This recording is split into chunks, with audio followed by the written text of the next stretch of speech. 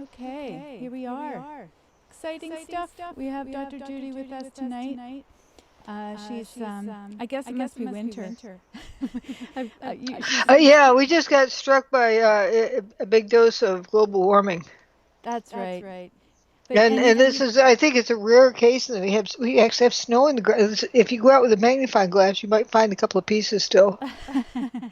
you can. Anyway, you're in from the cold because my reason I told people you were outside with your chickens and looking after your farm there, your mini farm. Sorry, I'm banging on the Oh mic yeah, here. and figuring out, if how the easy way to fill their water buckets that with the heaters in them. Those are a pain. You know what? I'm just listening to us and I'm hearing an echo, and I hope that's. Well, I had my thing muted. I may have stopped. I even stopped it, so it's not mine. I just see a Madeline. Yes, there's Madeline. Yes, Echoes. it echoes. There's a new one, Shadow Walker. So I've got serious reverb on. You know what it is? I'm sorry, you guys. I'm using different software. So it's like I should not talk. Just a second. Let me see. I'm I sorry for wonder the if I have. difficulties. Do I have the reverb problem? No. I don't think you do. I think it's just me, and I can't figure out why. But let me just figure this out here. Anyway, why don't you talk to the audience, and I won't. I think you're fine. It's just me. Oh, okay. So you know what I I, I did can is. I can talk about two recent trips to Mexico through uh, the border, the big border crossing there, Yes. I'm San gonna see if I can. Ysidro. Okay, you talk, and then I'm gonna Okay, check. Okay, I think we're good. okay. And Go ahead. when I was there a month ago, and that was impending before the characters got there. And but the locals were worried about him. They were really getting resentful of it because they felt it was there were more than 50% thugs amongst the herd. And then they apparently everything hit the fan on that. I came back like 2 days before the everything hit the fan there.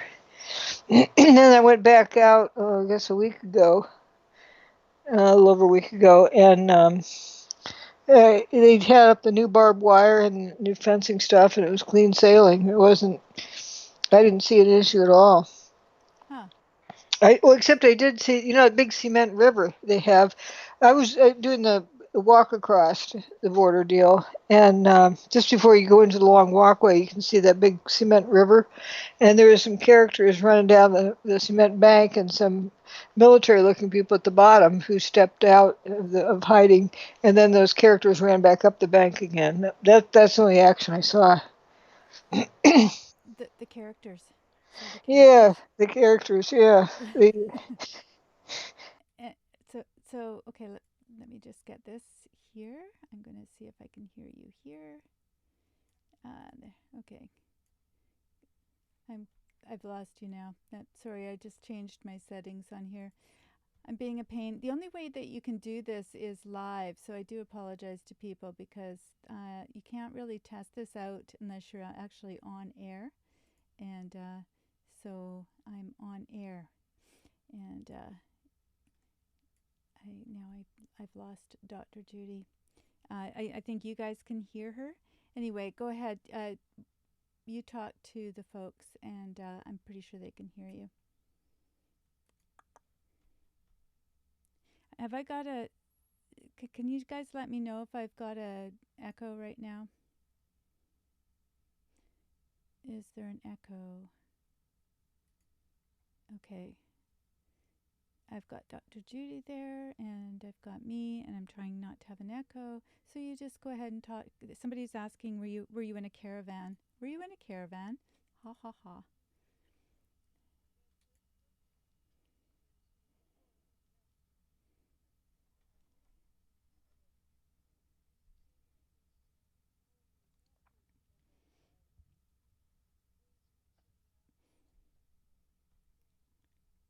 Uh huh.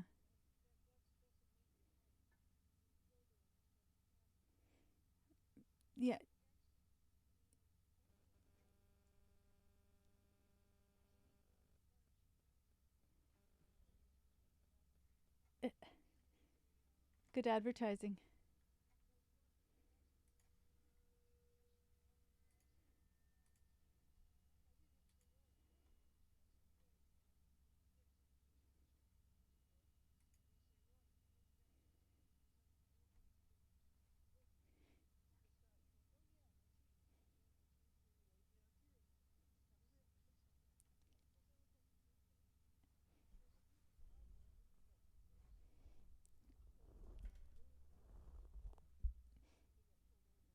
Mm-hmm. So, okay, okay. So I'm sorry. I'm just trying to work on this. Trying trying to get the sound working here. Okay, so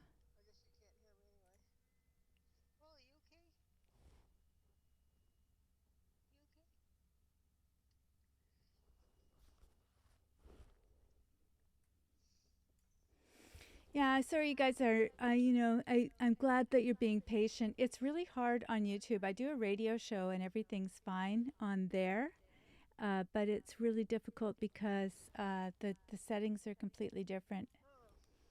Can you hear me now? Somebody said, Madeline says that mine isn't working now. Yeah, it's. I was trying to get rid of the echo on me, and I got rid of you. I'm sorry. I'm just going to put you back. I think I'll just go back to our original settings. There's something very strange about this, and the only way I can test it is when we're live, and it's very annoying because that means everybody has to go through. Anyway, go ahead. Anyway, the all the hype on the TV set or whatever the media before I went there, it got me worrying that I wasn't going to be able to get there. And actually, the people at the dental office said that several people canceled because they're listening to their TV hype, but there was no problem at all. Now, they explained where the term gringo came from.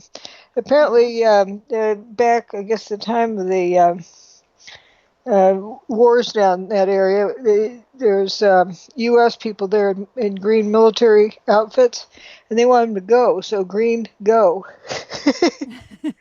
So Aha. that supposedly is where it came from.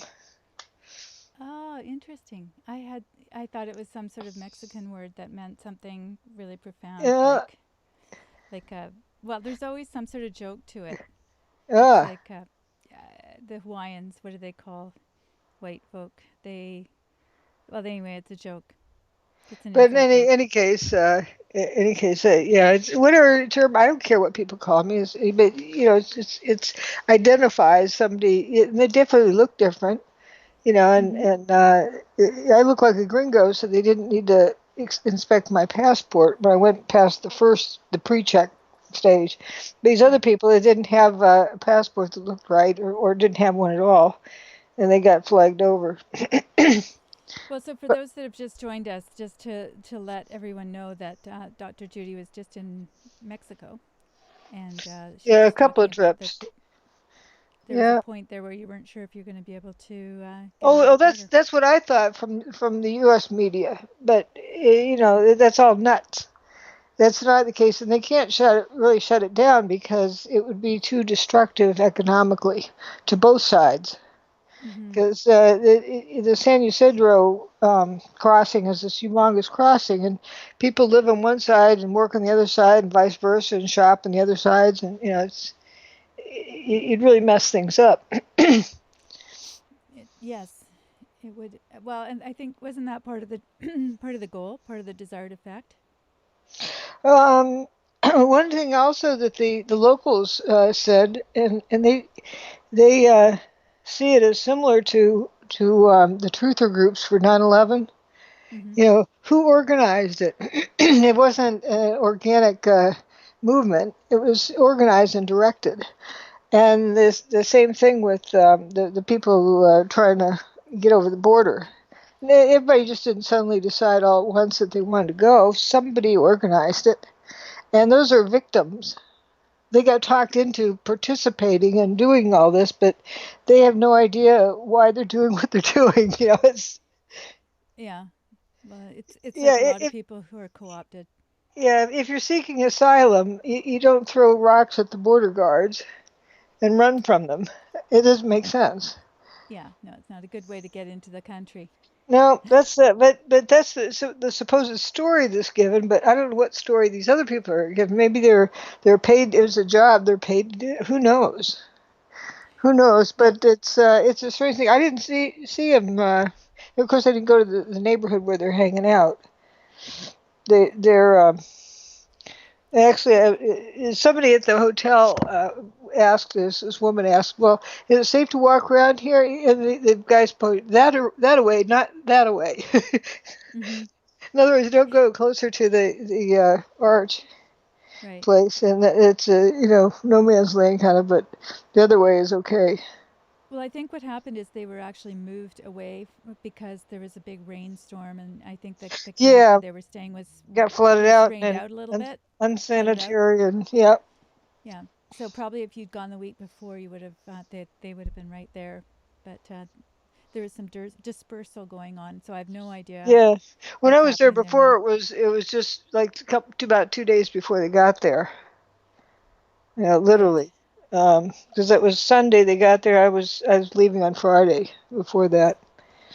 But it just all the natives were restless. They were worried about it. Like, what they didn't know what was going to happen. They and it's interesting that they start out watching U.S. media and Right. all this negative Trump stuff, but now they're starting to catch on, realize, wait a minute, what's Trump done this bad? They like the fact that he's standing up about the border because then you don't get the thugs coming through once they figure out that they can't cross. Well, I think this is whether it's Trump or anybody else. The point is Hmm. that the narrative is based on whatever people want you to hear. It's not Yep, that's based on the exactly it. truth. That's exactly it. And these guys are realizing firsthand by seeing the stuff, the thugs there. There's a whole lot of crime, crime-infested area there, and that they're saying, yeah, that from their own experience, that these are, they say like 50% or more thugs. Right. And then there's a picture of a pregnant woman, like 7 months pregnant or something, and then I was thinking if she does make it over, they need to arrest her for child endangerment. What's Well, somebody like that doing climbing a wall? well, the interesting thing is if you have it in a different context, if you're talking about maybe 10 years ago and you saw the same thing happening and Trump wasn't the person that we were focused on, then people would be thinking that way. They would be saying there should be, people should be more careful about how they parent. Yeah, They put it more on the parents, but now it's all on Trump. right, He's right. the It's parent. Yeah, and they don't have to be responsible. Oh, that's another thing I just absolutely loved about Mexico, and I took some pictures. I need to post. Like, tree root grows under the sidewalk and heaves the sidewalk up. So if you're not watching carefully, you can trip over it. But I take that as they respect you enough to, knowing that you can decide where you're going to put your own feet. They don't have Yeah, to tell and you. And there's several things I took pictures of. Like there's one thing I saw it the previous time, but I didn't see it this time. They clipped it off. Was a piece of rebar sticking up about 2 inches out of the pavement. This time I did find a bolt sticking out of a manhole cover that you could trip over. But if you realize you need to watch where you put your feet and who are you going to sue, it gives you a totally different mindset. That right. it's a much freer thing rather than in the U.S., you're walking on eggshells all the time, wondering who's going to sue you next. Well, it's, the nanny state, as they call it. Yeah, There as opposed to you taking responsibility for yourself. yeah. What a strange idea. And yeah, that's exactly what happens. I think we talked about this a little bit off air. I And think people that are we much, much more respectful of each other. The thing that really hit me the hardest was you have the poorest of the poor living basically with a pile of bricks with a tarp over the top next to a posh looking place. Absolutely no resentment. They just right, radiate warmth. And I was asking the folks, local folks there about that, and they said, "Oh yeah, people in Mexico value human relationships more than money." Yeah. right. sort of the opposite in the U.S. It's like the bottom line, and people get lose their job a week before Christmas, whatever, because the bottom line.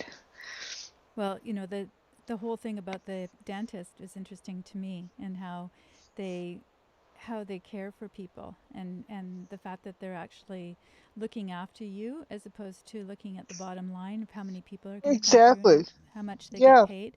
So it's amazing though, just a few feet difference really. I mean, well, a mile, couple It's miles a world of difference. difference, and it's the utmost of integrity. I've been to two different places there, and they do different things, but both experiences are, but two experiences at one at the other. They just the integrity is through the roof. Mhm. Where in the U.S. is if they let's say under a crown they don't get out all the decay, oh then they can replace the crown next year, get more work for them. But they wouldn't do that. The outfit in Mexico they take pride in doing a good job for the sake of doing a good job. Well, and I think that goes with the whole idea of the what you're talking about, the route that's coming up through the sidewalk. You actually take care of things yourself, therefore you feel responsible for things yourself, Hmm. and that goes for everything, whether it's the route or whether it's the root canal or the Yeah, sideway. yeah. Or the other things. People they try to fix it. They did bust up one sidewalk and replace it in one place I saw, but that's expensive to do. They do ones patches while they can. Yeah. Yeah, but people So, are just so friendly, so kind. so for those that don't know about the dental situation, do you want to give them a little bit of an Oh, explanation of I how guess that they works? they call it medical tourism. Where it's cheaper to buy a airplane ticket out to California, the dental office drives over and picks you up at the airport. Then after you're through, they deliver you back to the airport. And it's cheaper, much, much cheaper to do that than to go to your local dentist. It's incredible the difference. I Yeah. guess it's in the U.S. It's they have to pay insurance fees and American Dental Association membership fees and it's all sorts of things up the price. Oh, It's not and just greed. insurance. Yeah, Insurance for people that are I plowing sue over them the route. right out in front of the store, Yeah. the office, and also if like when I had I needed a problem with my tooth. I need to get it addressed, and the dentist uh, replaced the crown. That's $1,500. Turns out that wasn't the problem. It was a more serious problem. I ended up losing the tooth over it. And Well, so, that's I'm talking about like a week later, after he put the $1,500 crown on it. It's ridiculous. And no integrity, no remorse, no feeling responsible for that. It's like, well, too bad. And the folks in Tijuana, it's $380 for a crown, as opposed to 1,500. you, yeah. you can afford to buy the plane ticket out there just for 1 crown at that rate. Yeah, and the care that you're getting too. It sounds as though they give you a lot of. It's almost like a guarantee that if something doesn't work, that you can come back. They check in Hmm. with you to make sure that you're okay as Yeah, well. There's that care. yeah, and he said it's a lifetime guarantee on these crowns. That's crazy. Well, And it's not crazy. That's around the way it here should be. they say 1 year Yes. or half a year or something like that. It's you have to crack it or something in the first week before they. But still, I wish I could get my $1,500 back. They're yeah, and other ones, they said I need a root canal. Well, I don't need it now, but you'll need it after, might need it later. So we'll go ahead and do it before we put the crown on. This is the local place. The guy puts a clamp on for a dental dam, and he just, cranks down on it, and then bang. What was that? It was the tooth. He split the tooth. I can feel that. Yep. So, there goes that tooth. Yeah, it's So ridiculous, and it's no remorse. They're late for the golf game. That's all that matters. It's So I have But a question. in Mexico, it's totally different. When I went there, I ended up needing more work than they'd thought, and I worked till 10 p.m. in his office. uh, So in a certain way, the people in the caravans were better off if they stayed in Mexico. I mean, because Oh they yeah, speak the yeah. same language. They've got the care, the medical care that they need. If they were to seek asylum there, do you feel like that would be a good alternative? I'm being perfectly serious. Oh I'm not yeah. political about it. With if they got to see what the U.S. is for, unless they're going to the U.S. for freebies. If they're Right. Well, this is my you point. know that yeah exactly. But if it's a much nicer place in Mexico. I'm surprised to be saying that because I was sort of brainwashed that the lowlifer in Mexico, and they're stupid. They don't know up from down. All sorts of weird um, images were given about that. But then you see these people who really care. It isn't where you go to make lots of money and to exploit, because you run out of business because they value integrity there more than they Mm-hmm. value money. Right. So if you want goodness, that's where to go. Well, this all comes down to integrity. I mean, everything, and I like the fact that they actually were open to you giving them a book as well. If Oh yeah. the fact that they were open to your message, and a lot of people won't even open your book. When at least that's my experience. Oh, I don't want to hear all about that conspiracy stuff. They actually took it for what it is, which is And they started evidence, reading it, and they started reading it while I was there. Yeah, and wanted to and have a picture with you. yeah, I find yeah. that to be equally impressive because it's the openness, it's the fact that they haven't been inundated, even though they're so It, it, close right, they're in not. They're proximity. not. And they also listen. The reason why they know English is because they get it on their TV set and radio. You get some English stations, so they learned English from the beginning as well as Spanish. But that uh, they look more at what something is, at the reality of it, as opposed to what team you're on. You know, are you going to hate Trump or like Trump? Which side are you on? Did not, did too, did not, did too. No, they're not into that. They're into just looking at the facts and Hmm. seeing what's going on. I was just so impressed with that. Well, yeah, I'm glad that you're sharing it with the audience because I think that it's a really great message, and I think it's really telling in terms of how we're psyoped. And that is kind of the theme of what we talk about, and yet it comes up in all these different areas. It isn't just the bad guys, the crew or whatever. It Maybe happens at such an insidious level. I feel a little bit uneasy about talking about somebody else's business, but maybe I should go ahead and say why I had a second trip out there. Because I before I'd scheduled time to get the crowns, old crowns taken off, and then they do the prep work, and then they take the impressions and so forth, and send that off to the crown maker.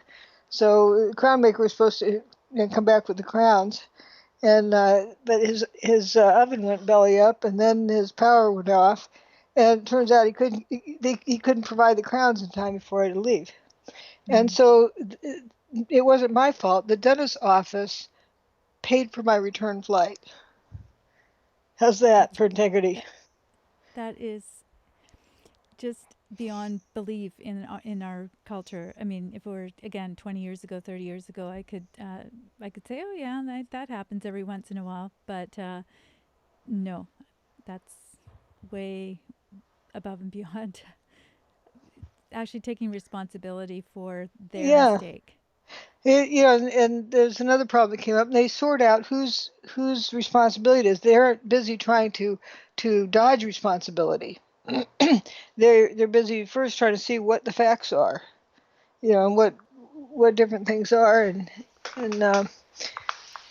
but I can't tell you enough how impressed I was with their integrity, just how they function. J-Man the Giant says Mexico has a very low NPC population. That's something non-player. Politically I'm correct. non-politically correct. I mean, is That that there what you it is? go. I'm I don't know. not I'm quite just quick on the guessing. uptake. Maybe they'll, non-PC is how I would read it, but I don't know what they actually mean. No, I But think that's politically correct. I guess there's a whole culture around being political at all, being politically correct or not politically correct. And we've been, on my radio show, I was just talking about that today, had the Hanukkah show, and I was talking about Baby It's Cold Outside. And I said, you know what? I'm going to play all the songs that other stations won't play. So tune in, tell me what you want me to play, and I'll put them on for you because they're it's just so, nothing. Yeah, so, that's true. I didn't see any thing about political correctness. I didn't see issues there with that either. yeah, Uh, yeah, yeah.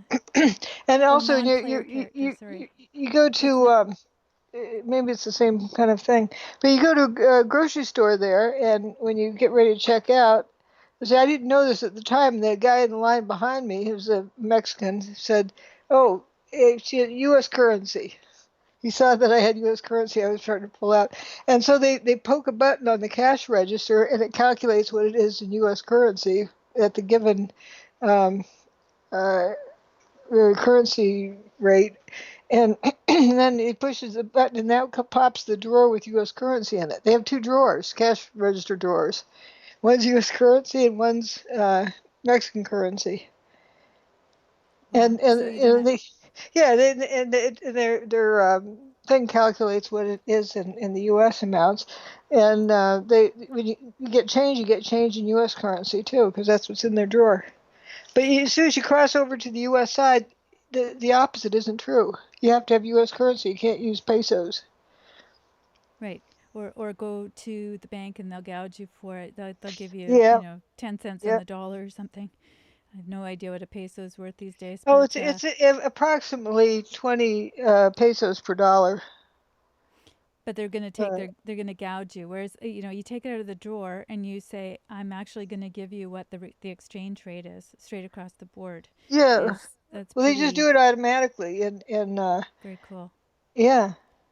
Yeah, it's So, they're quite honest about that too, and they're glad to help you in the grocery store. I need to find some soup that didn't have fat in it, and sopa sin grasa. Yeah, so they told me that's what I was looking for. Because the people there were just glad to help the what were you looking Mexicans. for? Soup without fat in it. Oh, Because the dental work, what? they didn't want me to chew anything, and they also didn't want me to do much fat. I see. Because Interesting. it impedes the healing. So, for those that are interested in going across the border to get your teeth fixed, there's a ringing endorsement right here. Dr. Yes. Judy has done it Yep. twice now, and I've Or three heard how, times. and that's Yeah. and I'm only imagining how great that feels to have those. And they treat you like you're the most important patient they've ever had. Yeah, They're real kind, real nice, and want to make sure that you're comfortable. And they know what kind of music I like to listen to if I want to, tune out and put my mind elsewhere. So they know that music and start playing it for me. yeah, yeah, yeah, yeah. No, well, I know that you were having such a struggle with your teeth, and I think that because I relate to that so And much. I Dental, don't have a problem anymore because I've gone to Mexico. It's cheaper and it's better. right? What does Yeah. that Well, tell that's you about our system here? It's really broken. well.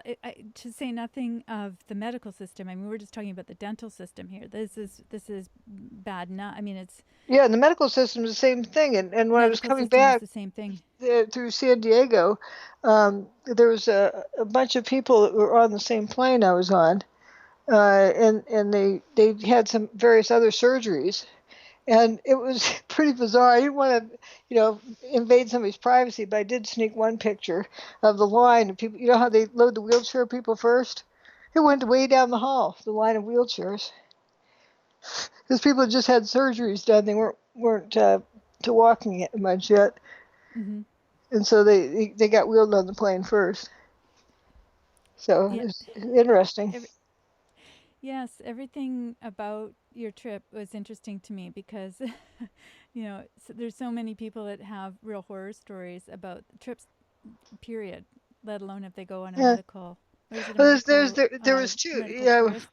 Yep. There's two women I talked with who were going to Florida. They came with their sister's son or somebody, like, a kid who was helping carry their stuff for them, so that would take the stress off of them.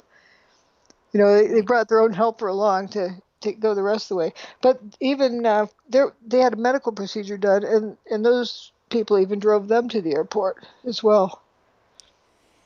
Gosh, makes me want to They- go. Makes me want to go get Yeah, my teeth fixed. it's cheaper to fly into San Diego than it is to fly to Tijuana, of course. So they just eat out what flight you are when it's coming in, and they come Well, get I'm you. really glad that all worked out because I know there was a concern about how that was going to affect you as far as having to go to, because they come and get you, and you have to go across the border, and at that time the border was Well, it was kind of questionable, but I iffy. called them and they said no, it wasn't iffy. That's the whole bizarre thing is we were led to believe that it was iffy, and I called them up and they said, oh, no problem at all, and that's what I found. There Right. was no It was just problem.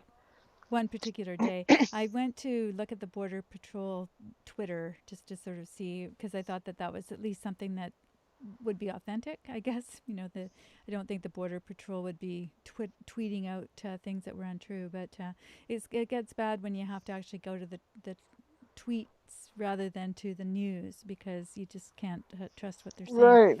Um, so what I want to do is let people know that we're going to be we're actually talking about a little bit about this whole situation with political correctness and that sort of thing. And I guess I'm going to read what J Man said. An example of an NPC would be Anderson Cooper or Rachel Maddow or a lib who spews talking points, or someone who just agrees 9/11 happened like it was told with no passion to find the truth for themselves. So, those non what do you I'm just having a hard time Oh, non something players. okay. The example I could see that's black and white difference is in this country you're labeled and smeared in the media if you do believe or don't believe or whatever the story is with global warming.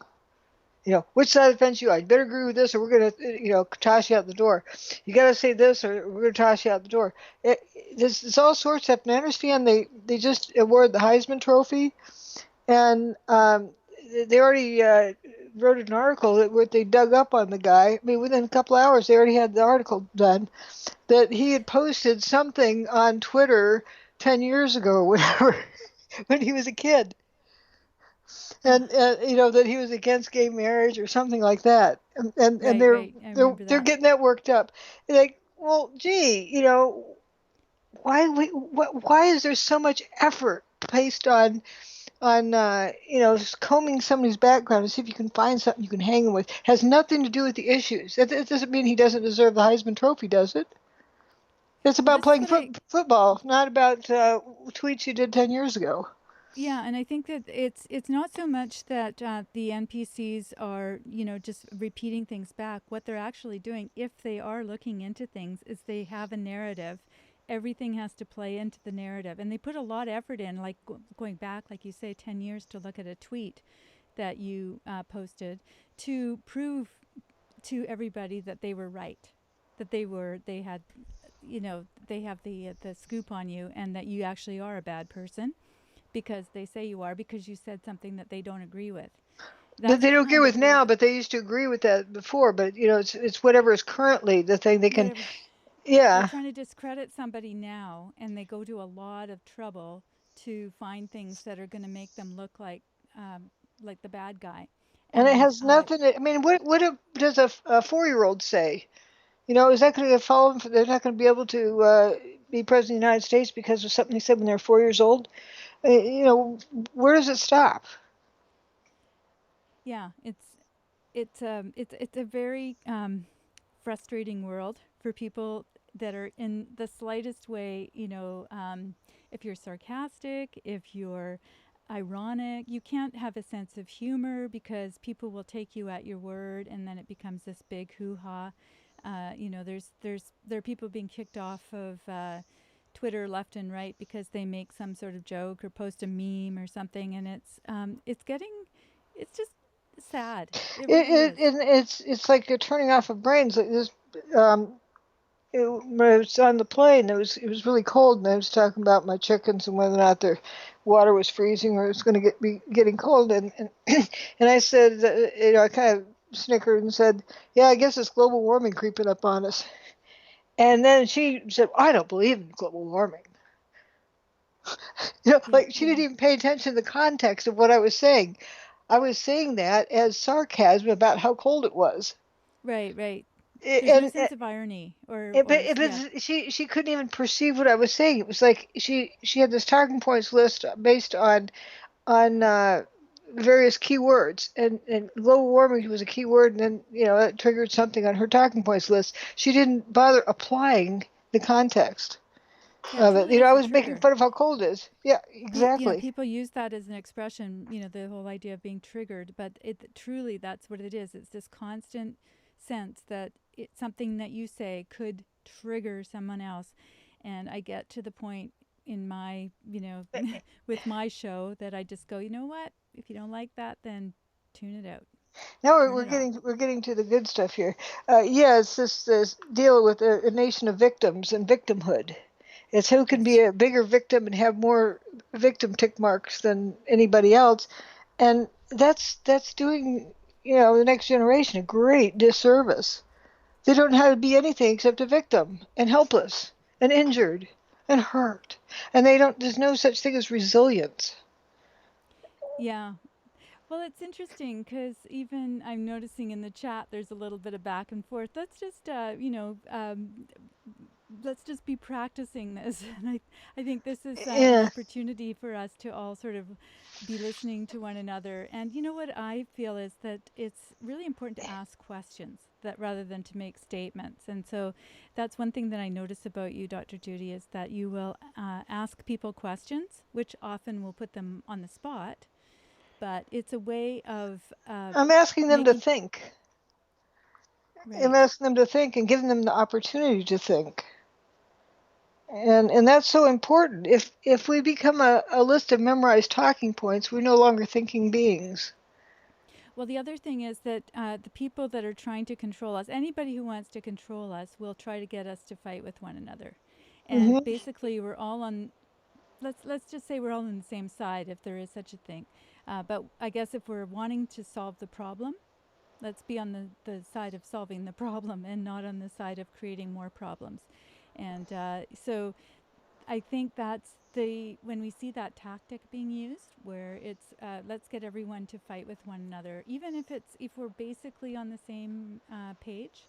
Now we're Yeah, gonna yeah. now we're Something gonna I argue. said on George Norrie's show like 10 years ago, when he say the purpose of 9/11. I say, well, I can give you one good thing, just hypothetically based on what I've seen. If you're a gang of bad guys who want to take over the U.S., you don't go in the front door and with your military, U.S. military come get you and you be done with. Instead, what you do is poof the towers or whatever. They get a truth movement going, get some other things going, and get everybody to hate each other and hate their government so badly they want any government but the one they have. And then you Mm-hmm. walk in the front door and they welcome you with open arms. That's how a country gets taken over. People get so busy trying to fight each other, they want to just do everybody in to the point that they do in their country. And we're at a real risk of that. And so it's so important to stop and realize, are we being, revved up into destroying ourselves? Are we being used? Yep, yep. It's it's a discipline to just stop even our thought process and analyze what it is that we're thinking about, how we're being triggered. I hate that word triggered, but it's a good descriptive word. Wound up. How what's affecting us to the point where we feel we have to retaliate. Um, I'm very much that way. I have that streak in me, and I see it in my kids, and I see it. So I'm in no way making any kind of judgment. I'm saying, what is it that can help us to take that step back and kind of look at the situation and go, the person that is saying something to me that I'm taking in a negative way may not have meant it that way, for one thing, but also may have some problems of their own. So sometimes we're here to be the solution to the problem for someone else as well. Yeah, there's something that ever since I started talking about 9/11, and if somebody would agree with what I was saying, well, I agree with what she's talking about. I don't agree with everything she says. Please, I don't agree with everything she says, but I agree with that one thing. But I don't agree with everything she says. Well, why has that always been not always, always, but it has become a qualifier that is used with every single statement someone makes? Well, I don't agree with everything they say. Well, who said you did? Well, it's a Can't skill just to talk find about the out issue. what you do agree with. The skill is to find out. I find this when I'm interviewing people. Sometimes people say things that I totally disagree with, but I don't want to contradict them on the Right. air. And Yeah, I think it's the idea is yeah. turn the thing around and find out something that you can agree with, or get them to clarify and to see if you actually heard that right. Or Just still here's an example. Those like to, Trump of course is the center of the did not, did to, did not, game. But let's say Trump said 2 + 3 is 5. Well, I don't agree with that with what Trump says. Well, I might agree with that, but I don't agree with everything else he says. Well, who says you do? Does 2 + 3 equal 5, or yes or no? And it becomes an issue about Trump rather than whether or not 2 + 3 equals 5. yes, So which comes it totally gets off of the subject into camps. Which camp are you with, and are you warring with this camp or not? Or rather than just about the issue, about does 2 + 3 equal 5? Yes or no? Well, 9/11 is exactly an example of that, because that's what I think that the people that perpetrated it knew human nature very well, because they basically peeled off people into these different groups. Well, I'm of this group, I'm of this group, then get them fighting within that group as well. But it still doesn't solve the problem. You're the only one that came along and wanted to actually look at the evidence and solve the problem. Here's a problem. Let's take a look at it and see what it tells us. What the evidence tells us. It's very easy to cover up by calling it a theory. Or theories, yeah, conspiracy theories. Well, my work has nothing to do with the theory and has nothing to do with conspiracy, because a conspiracy is where two or more people conspire to do something illegal. I'm not talking about who done it, so it can't be a conspiracy or a conspiracy theory. Uh, but that makes people safe when they can name call somebody else, and that they don't have to deal with the evidence and the facts. And I think that does go across the board when it becomes like a talking points list of triggers, and then it has nothing to do with real issues. It's to how much spit can you throw back at the other person, rather than Mm-hmm. what are the facts, what problem are you trying to solve. You can't solve a problem until you identify the problem. And True. that's the biggest key that in teaching statics. That's the first real serious engineering class. That's the first thing you teach the students. You have to, first thing when you start working on your homework, what's the problem statement I and love what that. information is Maybe given. can you tell people just a little bit about that, because you've explained statics to me, and now I think I kind of understand it, but there may be It's people that don't know exactly what it it's is. getting in the routine of this rigorous method. And once you learn to solve problems that way, they sort of solve themselves. You start out, students think it's busy work, and they want to just jump to the answer. And I said, no, you got to do it this way. You got a problem statement, what's given, draw a line across the page, write down what you're looking for, and then draw another line across the page, and then go about solving it and annotate why you're doing what you're doing. And so that if somebody else comes along, they can see what you're doing if they miss a step. And another fun thing I would do on the first day of class is show the importance of having neat, orderly work. Say you're part of an engineering firm that designs a bridge, and then the construction company who gave the lowest bid gets to build it. Bridge falls down. It's America. Somebody gets sued. Okay, let's look at the engineer's work. And I hold up one neat, tidy example, and the other one I show is this scrawling mess that nobody can follow what he's doing. I said, well, if you show this messy one to the jury, guess who they're going to go after? But if you show this neat, tidy one, they can easily see how you came to what you came to, and they'll go after the construction company. So, Mm-hmm.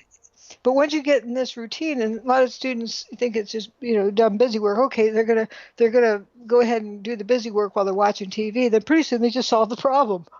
They don't have to go out of their way later to do it because it solves itself. Once you understand what the problem is you're trying to solve. It, before that, I think students like from high school are kind of taught the easiest way is you get the numbers given in the problem, sling them into an equation, punch them out, and then check the answer in the back of the book. Nope, you stir the numbers around, punch them in the calculator again, check the answer in the back of the book. They never stop to understand what problem it is they're trying to solve. And that's the biggest key. Once you get in the routine of first identifying what problem it is, then you can isolate what information you need to solve that problem. And then it pretty much solves itself. So with 9/11, what problem are they trying to solve? It was thermite. It was bombs. It was this. Well, what was? You have to define what it is before you can jump to that. And that's something that is missing by all of the truthers. They're busy, playing spin the dial and name that weapon rather than identifying the problem. Well, this is exactly what happened with the fires as well. I think this is the Yep, problem that we have with the California fires because there are exactly. people. They start with the idea that it's lasers or this, and I think it Yeah. probably did have something to do with smart meters based on what I've looked. But you Right, don't start right, with right, that, right. Exactly. You identify what happened first, right? and once you do that, and that's what I showed as an example in my book, is we go through all the evidence, and pretty soon, if you're following through this evidence, it's just screaming out at you what happened, and you Yes, don't. There's no jumping to to an answer. It isn't like you guess an answer and work backwards. That's it's yeah. not it doesn't get you anywhere because what you do if you start out with an answer, you're biasing your observations to look for only evidence that supports that answer. And But that goes back to the whole idea of how we deal with other people as well, because that's exactly what I was saying. That people spend a lot of time trying to justify their belief about someone. Let's just use Trump because he's he's out there, yeah, but or that's you the or one. This anybody else. But you people turn will on the you say, turn on the a news station and that's all you hear is this. Oh, Trump is trying to get out of this, and he's trying. They're putting his judgments on without even telling you what the issue is. right. So it works between human beings, and I think that's the thing that if we can work it out in these arenas where we have a lot of challenges, interpersonal relationships, and just trying to get along with each other, and then work out from there. It's almost easier to work it out in a scientific lab where you don't have any pollutants and Oh, you don't have here's things here's coming okay. in. Here's something that doesn't involve Trump, but it gives the same example. My teeth. A local dentist is starting out with the answer.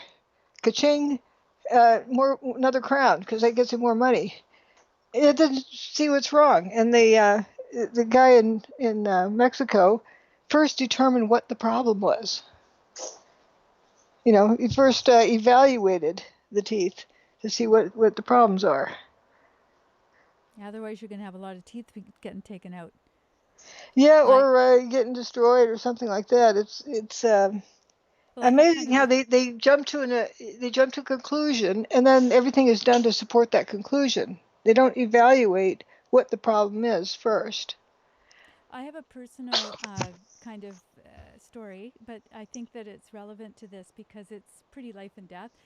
When I had cancer and had a mastectomy, and I actually wrote on one side of my body. I won't identify my anatomy. Take this one because I thought they've gone through all this process and all the rest of it, but you never know that whether they're double checking. But I couldn't believe how double, triple, quadruple checking they did and before the actual operation, just to make sure that they needed to do it in the first place, and then that they were doing it to the right breast, Well, that's good. the correct breast. And I thought, I feel like I'm in good hands just because people are questioning the process And, you know, I did that Yes, as kind of a yes. joke, you know, and the surgeon thought it was funny. They Well, wouldn't think it's funny now. with That wouldn't with be with funny. with my ankle, when they see it in the ready room, the doctor puts a signature and writes it across that ankle, so they make sure they know which one. You know, while you're still awake, you know, and he writes his signature across it, Hmm. so he knows Hmm. which one it is. That is Yeah. so important. I guess that comes from the mess ups. Like somebody had cancer in a leg and needed to get their leg amputated, and the nurse or whatever put the X-ray up. This is in the days of those big X-ray sheets. Put it up backwards, and they end up taking off the wrong leg. Well, that's what happens, you know, and I think Yeah, it's, you know, we have to be proactive about these things, you know, like with you with your teeth. I think yeah, we have and to then just be, have fail safe checks on it. Like you said, you're writing on it. Take this one, things like that. It puts your mind at ease. And if yeah, well, after they knock you out, they're working on the wrong one, they see that, oh, yeah, then it does help. and I did it with a Sharpie so that they couldn't erase it. Yeah, Um, it's good. so you know, I think that part of it's funny, and part of it is just that we have to be very careful about you know, these things. Life and death situations need us to be very Hmm. involved. You know, we can't be afraid to. I use the word proactive. Be proactive about it. Ask lots of questions. So let's do that with the rest of life. Let's just make it life and death when it comes to the situations we see around us. And I say that even about relationships. I Yeah, think and that, you don't jump on a bandwagon because everybody else is. Just okay. Like let's say voting. I don't vote for a candidate just to vote. If there's lots of different tickets, and if I don't understand which answer I want, I leave it blank because I don't want to counter one where somebody actually thought about it. If I don't know which answer I want for that one, I'll leave it. yeah, And you don't have to jump on an answer just to have an answer. Just sit back and wait until you're ready.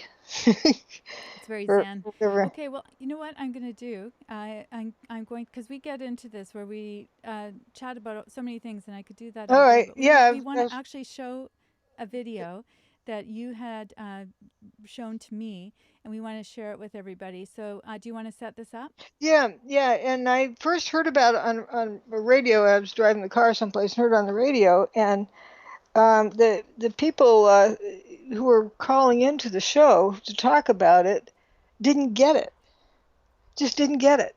Apparently, it was this guy's daughter was bullying somebody on the bus, and she got thrown off the bus for the rest of the week, or the next week, or something like that. And so the father, he said, the girl says to her dad, "Well, Dad, you got to drive me to school this next week." He goes, you're walking. And he drove along behind her to make sure she was safe, but she had to walk to school. It was like 5 miles.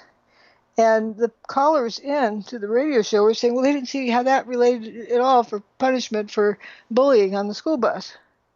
Wait a minute.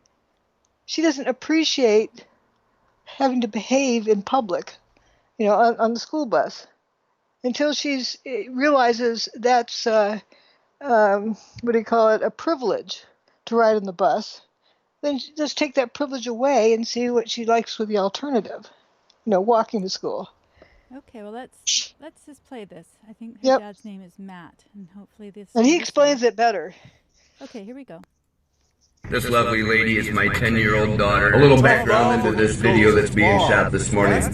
This lovely lady is my 10-year-old daughter who has, for the second time this school year, been kicked off the school by 5 miles to school and 36 due to bullying another student. 5 miles to school. Let me make this extremely clear. Bullying is unacceptable.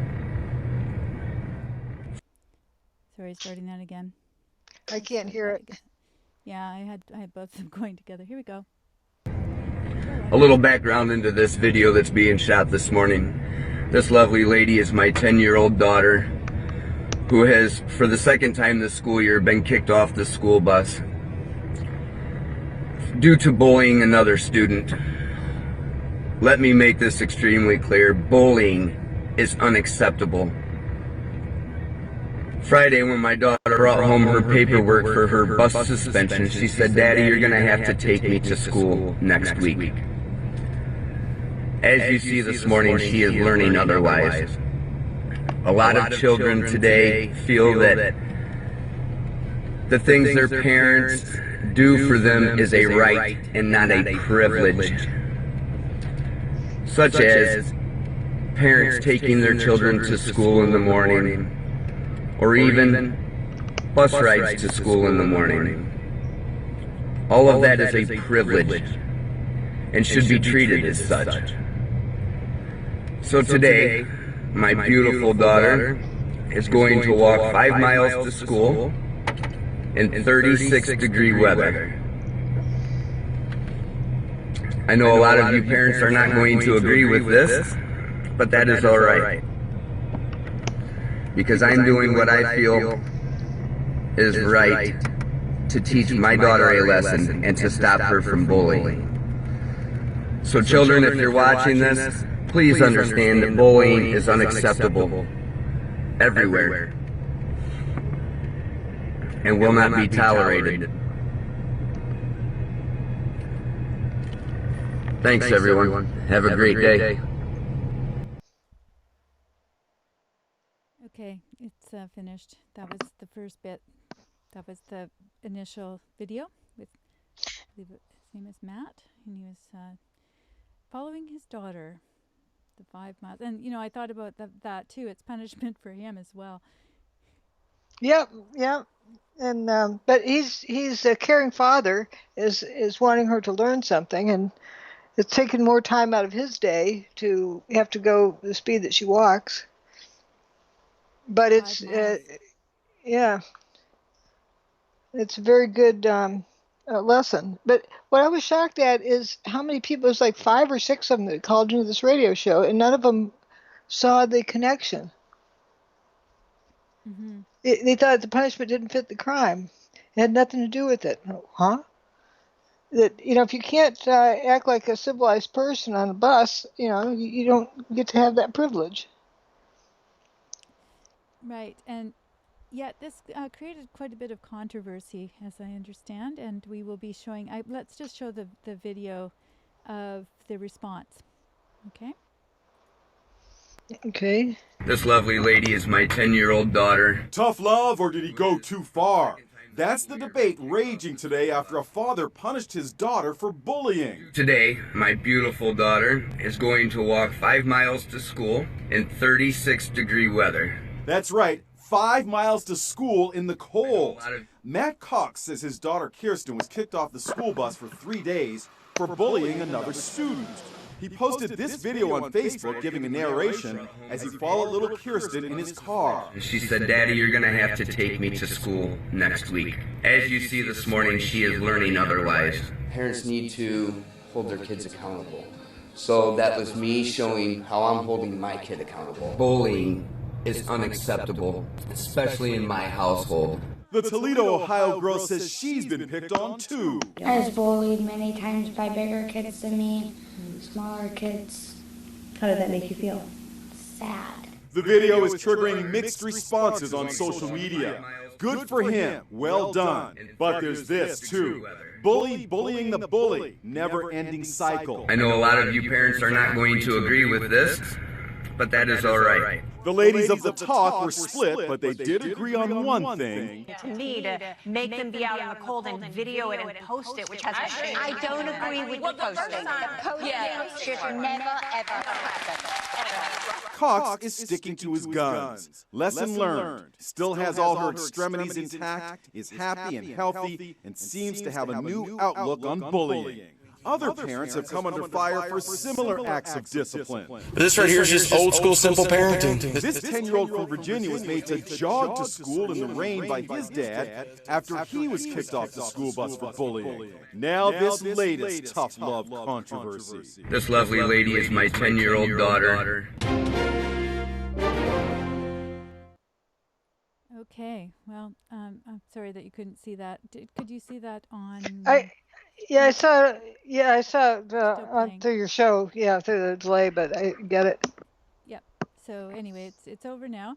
But as we see, everything that we do seems to have someone has to weigh in on it.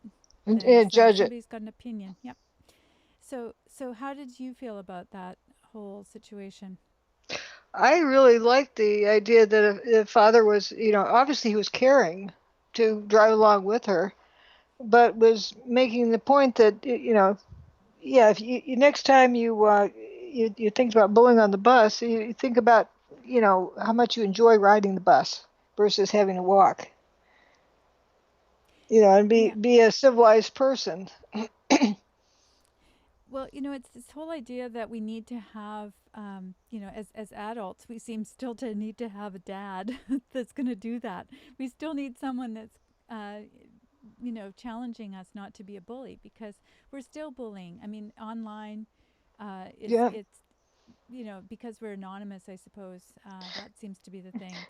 What I think about is, imagine if he didn't do that, if he went ahead and drove her to school, and then, she gets escorted to school, gets a nice ride, a nice warm car, doesn't have to ride the bus. And that's sort of like, a step up, sort of. And what is to teach her that bullying is not a good thing to do? Yeah, I think this is probably the effects of what we're, what we're experiencing today are the effects of the 80s, the kids that were raised with the whole idea of self-esteem, exactly. which is, and I was a parent at that time, so I'm putting myself into that category of person, except that I didn't really get this whole thing of raising your kid with self-esteem. I think it's important that we feel good about what we feel good about, and then the rest of it we have to be challenged. It just doesn't help to get a participation award. Right, participation trophies. Everybody's a winner. Yeah. What it does is demote everything down to being meaningless. Precisely. And I think, you know that my background was in theater, and of course everything's out there for people to see. If you do a good job, then they clap, and if you do a poor job, then you get a bad review. And that's even for little kids. Now that may be too harsh, but I chose that. That was something it's that real. I wanted to do. It's real. Sports, and you chose, you chose your athletics, and we all had the things where I think we really wanted to be challenged. Mm-hmm. And so you can, like for me, I could, if I won the race or first across the line, then I knew I was okay. I didn't want to go into a sport where you had to wait for the jury to decide if you win or not, like in gymnastics or figure skate. I wouldn't be able to handle that kind of thing. If you first cross the line, then you know you won. That makes total sense to me. I wasn't into sports, but I didn't even know, I didn't think about the difference. But yeah, where they put up like a 9 or a 10 or a 2. Yeah, it's a political decision. It's how well you can please the judges or appeal to them. Yes. And I guess they also work into their judgment how nice you're being to other people during practice, and it's very much a political kind of thing arena. So I like your idea. Just first across the line. Yep. no squabbling. Yep. I really wonder how many kids are involved in sports these days. I know that people do sports. I see that kids are doing sports, but and it's so valuable, and also figuring out how to lose. Like when we come back from a bike race, you're busy thinking now, I should have, gotten the jump on the inside instead of the outside. Oh, I should have done this, and you're replaying the whole thing over and over again, so the next time you get it right. And you were doing an individual sport, which is even more so because it's not even like you're on a team. I think that makes us incredibly responsible for our own behavior, and we have a coach, and we have other team members that are going to weigh in on how we're doing. And it's not to bring us down; it's to bring us up. Right.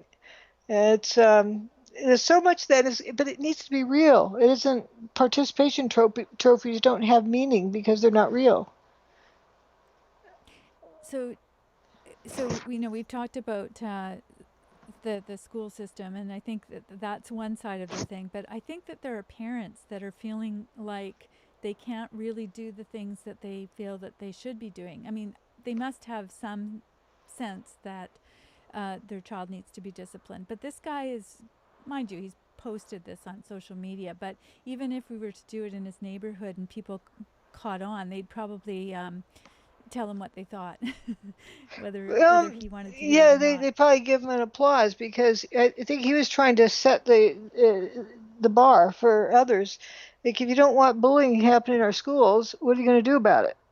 Well, he's doing something about it. You got to to stop it at some point. You don't just excuse it and say, well, yeah, you messed up today, but try again next day. But you're wonderful in what you do anyway. It doesn't fix it. Well, I find that really interesting, because you hear about a lot of parents coming forward when their child has been bullied, when they've been on the receiving end of the bullying. But it's very hard for a parent in particular to admit that their child isn't perfect. And to do something about it. That they're the perpetrators. And I think it's really important for us to understand that all of us have the ability to be a perpetrator, that we're not always the victim. And in fact, wouldn't it be great if we were never the victim? That we could be mature enough or self-contained enough that we can actually deal with our lives in a way that we didn't have to be victims all the time. Like these school shoot 'em up events where somebody comes unglued, and it's not a surprise. They knew the kid was coming unglued, and they knew it was inevitable. He was going to go wacky. And it takes me back to, I think it was the mid-'70s, was it, where the origin of the phrase "going postal" came to be. That's when a postal worker would just go nuts, and he'd bring a gun to work and just shoot up all of his coworkers in the mailroom. And how they solved that, it was starting to catch on like an epidemic. How they solved that is each post office had somebody assigned to keeping track of if somebody was coming unglued or not. And if somebody was starting to get a little weird and stressed out in their personal life, their wife had just left them, or whatever the case was, somebody would sit down and talk with them. And immediately it cleared up. There wasn't another postal shoot 'em up event again. But it was like almost one a week. It probably wasn't that frequent, but it was a whole lot of them. Now let's apply that to schools. If a kid knew, another kid's getting picked on and beat up, you don't ostracize them. That's gonna accentuate it. And if more parents would get involved too, I think this is the other side. It's one thing to have the kids having to deal with it with each other, just walk away, use all these strategies, but to know that the parents are actually going to get involved at some level, I think is a really important factor. Not to interfere, but to actually notice your behavior. That if you're bullying, you're not going to have the parent come to your defense. Yeah, when I was in elementary school, there was a kid that some others were picking on, and they were just being silly and just picking on him for the fun of it. And the kid started to cry, and then they realized, in an instant, that they'd gone too far. And then somebody made sure they sat with him at lunchtime, and made him feel better again. Well, this brings me to Rudolph the Red-Nosed Reindeer. Okay. It's funny because people are, they're saying they should ban we should ban Rudolph the Red-Nosed Reindeer because it was all about bullying. Well, obviously they didn't watch till the end, because the whole point is that Rudolph had special gifts, and his transformation to, this important reindeer affected everybody, because all the other reindeer felt kind of bad about the fact that they'd been bullying him. And, even the elf, the elf got to be a dentist. You recognize that you all have a different role to play. Rudolph got to be in front because he had the nose. But it's a very positive story. But I just find it bizarre that we live in a world where Rudolph the Red-Nosed Reindeer is now considered to be an example of bullying, which I suppose if you just watch the first 10 minutes, it would be. But it's something they put on a checklist of talking points. There's so much other stuff that seems to have gotten that way too. Actually, the first I recognize this new wave was in the late 60s. Girl Scout cookies. Oh. Remember the Girl Scout cookie boxes? They had a fat kid, a skinny kid, a Chinese kid, a black kid. Like they had one of each on their pictures of the cookie box. And I always thought that was so weird. It's like they're bending over backwards. Yeah. Yeah. You're not going to cover all the bases. And I think this is the problem, is that I think since the 80s, we've been trying to be so-called inclusive. And what happens when we're inclusive is that we're going to necessarily exclude somebody, and then that person's going to feel put upon that they haven't been included. And so you're going to be defeated somewhere. Okay, let's say the quarter mile race on the track. It's not quite a sprint, but close to it. There's some people who can run that fast and some people who can't. So the people who are slower, do they give them a head start? Or do they find another sport that they're better at? Like some are better at a 200-meter sprint than the quarter mile. Mm-hmm. And so, maybe one's better at one, one's better at another. Why is it that you have to even out everything for one particular event? So I have a question for you. If the world were the way that it was when we were younger, because we were both born the same year, quite a while ago, a few decades ago, if the world were still that way, do you think that do you think that 9/11 could have happened the way that it happened in 2000, or did we have to be prepared for that?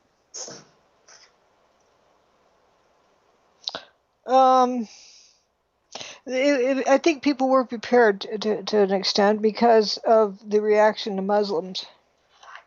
Right. That was clear. Before then, let's say in the early 70s, they couldn't have done pitting one group against another. Right. Well, that's just the ironic part, isn't it? Because we feel like we've come so far, and yet that's what I remember too. Was we didn't have the kind of racism that we have now. People didn't notice as much that you were of one ilk or another, and that's what I thought you might say. There's some kids from another part of town that got bussed into our school in the 60s, in the elementary school. They had darker skin, but they were talking about their school this and their school that. And finally the teacher lit into them and says, "This is your school." The other school burned down, that they'd gone to, so they were bussed into our school. And they kept referring to their school like they weren't a part of our school. And she lit into them, made sure they knew that this is as much their school as anybody's school, that they were a part of the school. And that's what it was about, not about skin color and economic level or gender or all the different categories that they've come up with. Mm-hmm. Well, that's what I find really stunning myself, because it feels to me that we've really gone backward in the sense that now we have to define everything by people's belief system, the color of their skin, their political bent, whatever it is. And it used to be, or their economic status. And now, at that time. At that point, the economic status wasn't the issue at all. We didn't know what each other's economic status was, as far as I recall. Even if kids came with their clothes being sewn, that wasn't considered to be a negative. It was the in thing. Yeah, or just something that my mom sewed this, because I guess some of the moms were at home at that time. And now that would be a very unpopular thing to say. What are you saying, that mothers should sew? Well, if you're at home and you're creative and you have an opportunity to do something, to me, it's a privilege to be able to sew or to knit or to write or to do all these things while people are out there slaving away, usually at jobs they hate. And I think I actually, really love how, I look back and the school systems now aren't this way, but the elementary schools I went to in the junior high and high school were had the complete wide spectrum of socioeconomic levels in the school, from the poorest to the richest, and everybody got along. Everybody did their own thing. It's like it was more into who was interested in fixing cars, who was interested in being a cheerleader, who was interested in the swim team, or you picked what you wanted to pick. It didn't matter, what skin color you were or anything. Even if you're short, you could try to play basketball, and if you're extra good, go for it. Even if you're short. It's funny because Yeah. my niece is 6'1", and she was always told she should be on the basketball team. She got so tired of it. She's like, I don't like basketball. I don't want to play basketball. Right. And if you don't want to play it, you're not very good at it. But there's probably some short people who love basketball, and if they love it enough, they can be half decent at it. Exactly. Well, I think that this whole idea of the parent actually, 10 years ago, 20 years ago, again, I'm kind of comparing, but it wouldn't have been odd, I don't think, for a parent. They probably would have walked the child to school. They probably would have walked with them instead of driving behind in a vehicle. I found that kind of odd. Well, no, because it was he didn't want to have to serve her sentence. He got to sit in a warm car, but he was making sure she was safe. Yeah, no, I didn't have a vehicle when I had kids that age. A lot of the time we shared a vehicle, so it just seemed so odd to me. I didn't get driven to school. Or he could make her ride her bike, maybe. Make her ride her bike or something. Together, yeah. I think. And if it's raining and she has to ride her bike in the rain, okay, then she's going to think more about it. I think a lot of kids don't appreciate what is a privilege versus what is a right.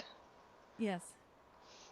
And so what he even explained in that video, that's what he was after, is, it's a privilege to ride the bus. Yeah, I loved his description.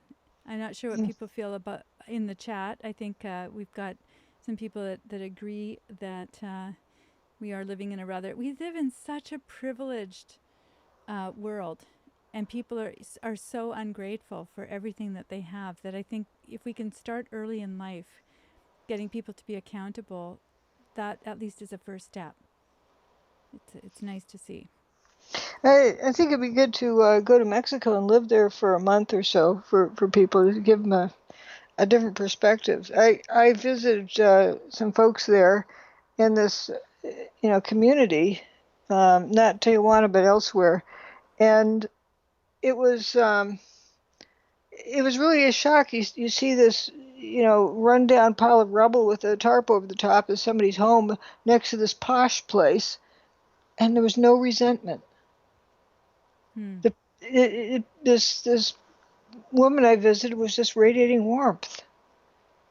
She had some chickens, so of course I wanted to go see her chickens. And she just, opened up her yard to me. She was just warmth and kindness. And I don't think you would see that in the U.S. There would be resentment. Well, you certainly wouldn't see the posh house next to the... Right. What would be the opposite to posh? A chaotic place. Chaotic. A house with chickens. Yeah. Thinking about a house with chickens next to a posh house, no, doesn't go over very well. But the warmth she radiated, and I was a total stranger, and I was shocked. In a city environment in the U.S., if you had like the projects next to the posh stuff, you'd have a lot of resentment of somebody trying to figure out how to scale the wall and go steal something. Just for the sake of resentment. Resentment on both sides. Yep. One, the fact that they don't want the people with the chickens, the so-called slums next door. And on the other side, you've got the people that resent folks living in big houses. But yeah, it's pretty amazing when we can just be grateful for what we do have. And I think that's sort of the focus at this time of the year, at least for me, regardless of what we have or what we don't have, we can just focus on what we do have. Yeah, it's not about the stuff. We're trained so much to feel like we need stuff in this country. And they're trained to have expectations of how something should be. And so you're setting yourself up for disappointment in all regards. a friend of mine went to Romania, and so I was looking where she went, and so I'm looking on Google Street View, going up and down this town, and here's this posh place next to a chaotic place, and this guy's got a bunch of sheep he's walking up, herding up the street past this real posh place. And it was just, the contrast was unbelievable. So just thinking about how people look at situations around them, and I'm thinking about your book, going back to the book, because I've got it back on the screen. Okay. For those that for those that haven't read the book, I highly recommend this as a way of processing information, because it should be taught in schools. I mean, just if people could get away from the emotion of it being 9/11, and they could just look at it as a study of evidence, and letting the evidence take them through the process of thinking, and looking at the images and taking the time to allow their minds to be open, because they're so crowded with all of these preconceived ideas and expectations. What was on TV. Yeah, and I think this is what we're sort of getting at with all of this, is that our minds are kind of full of opinions and full of ideas. And we're told what the answer is, and that if it doesn't, if that isn't what you find, then it's wrong. So when we've been talking about free energy on the show, and we should probably go back to doing that one of these days. It would be fun to talk about some of the folks, like we were talking about Dr. Malouf and the various people who are so incredibly brave to have come forward and just said, you can learn so much from observation, and that's why let me read from my book a statement I have in here. If you listen to the evidence carefully enough, it will speak to you and tell you exactly what happened. If you don't know what happened, keep listening to the evidence until you do. The evidence always tells the truth. The key is not to allow yourself to be distracted away from seeing what the evidence is telling you. And I think that how Malouf and everybody else, was just observing. And you can't learn anything without being able to observe. Like think of a tornado. Oh, we're told it's a big vacuum cleaner, so let's not think about it. No, look, if you observe what a tornado is doing, it's pretty weird. It's a weird set of physics that we aren't taught in school. But you have to observe it in order to know that. Well, I learned that through the book.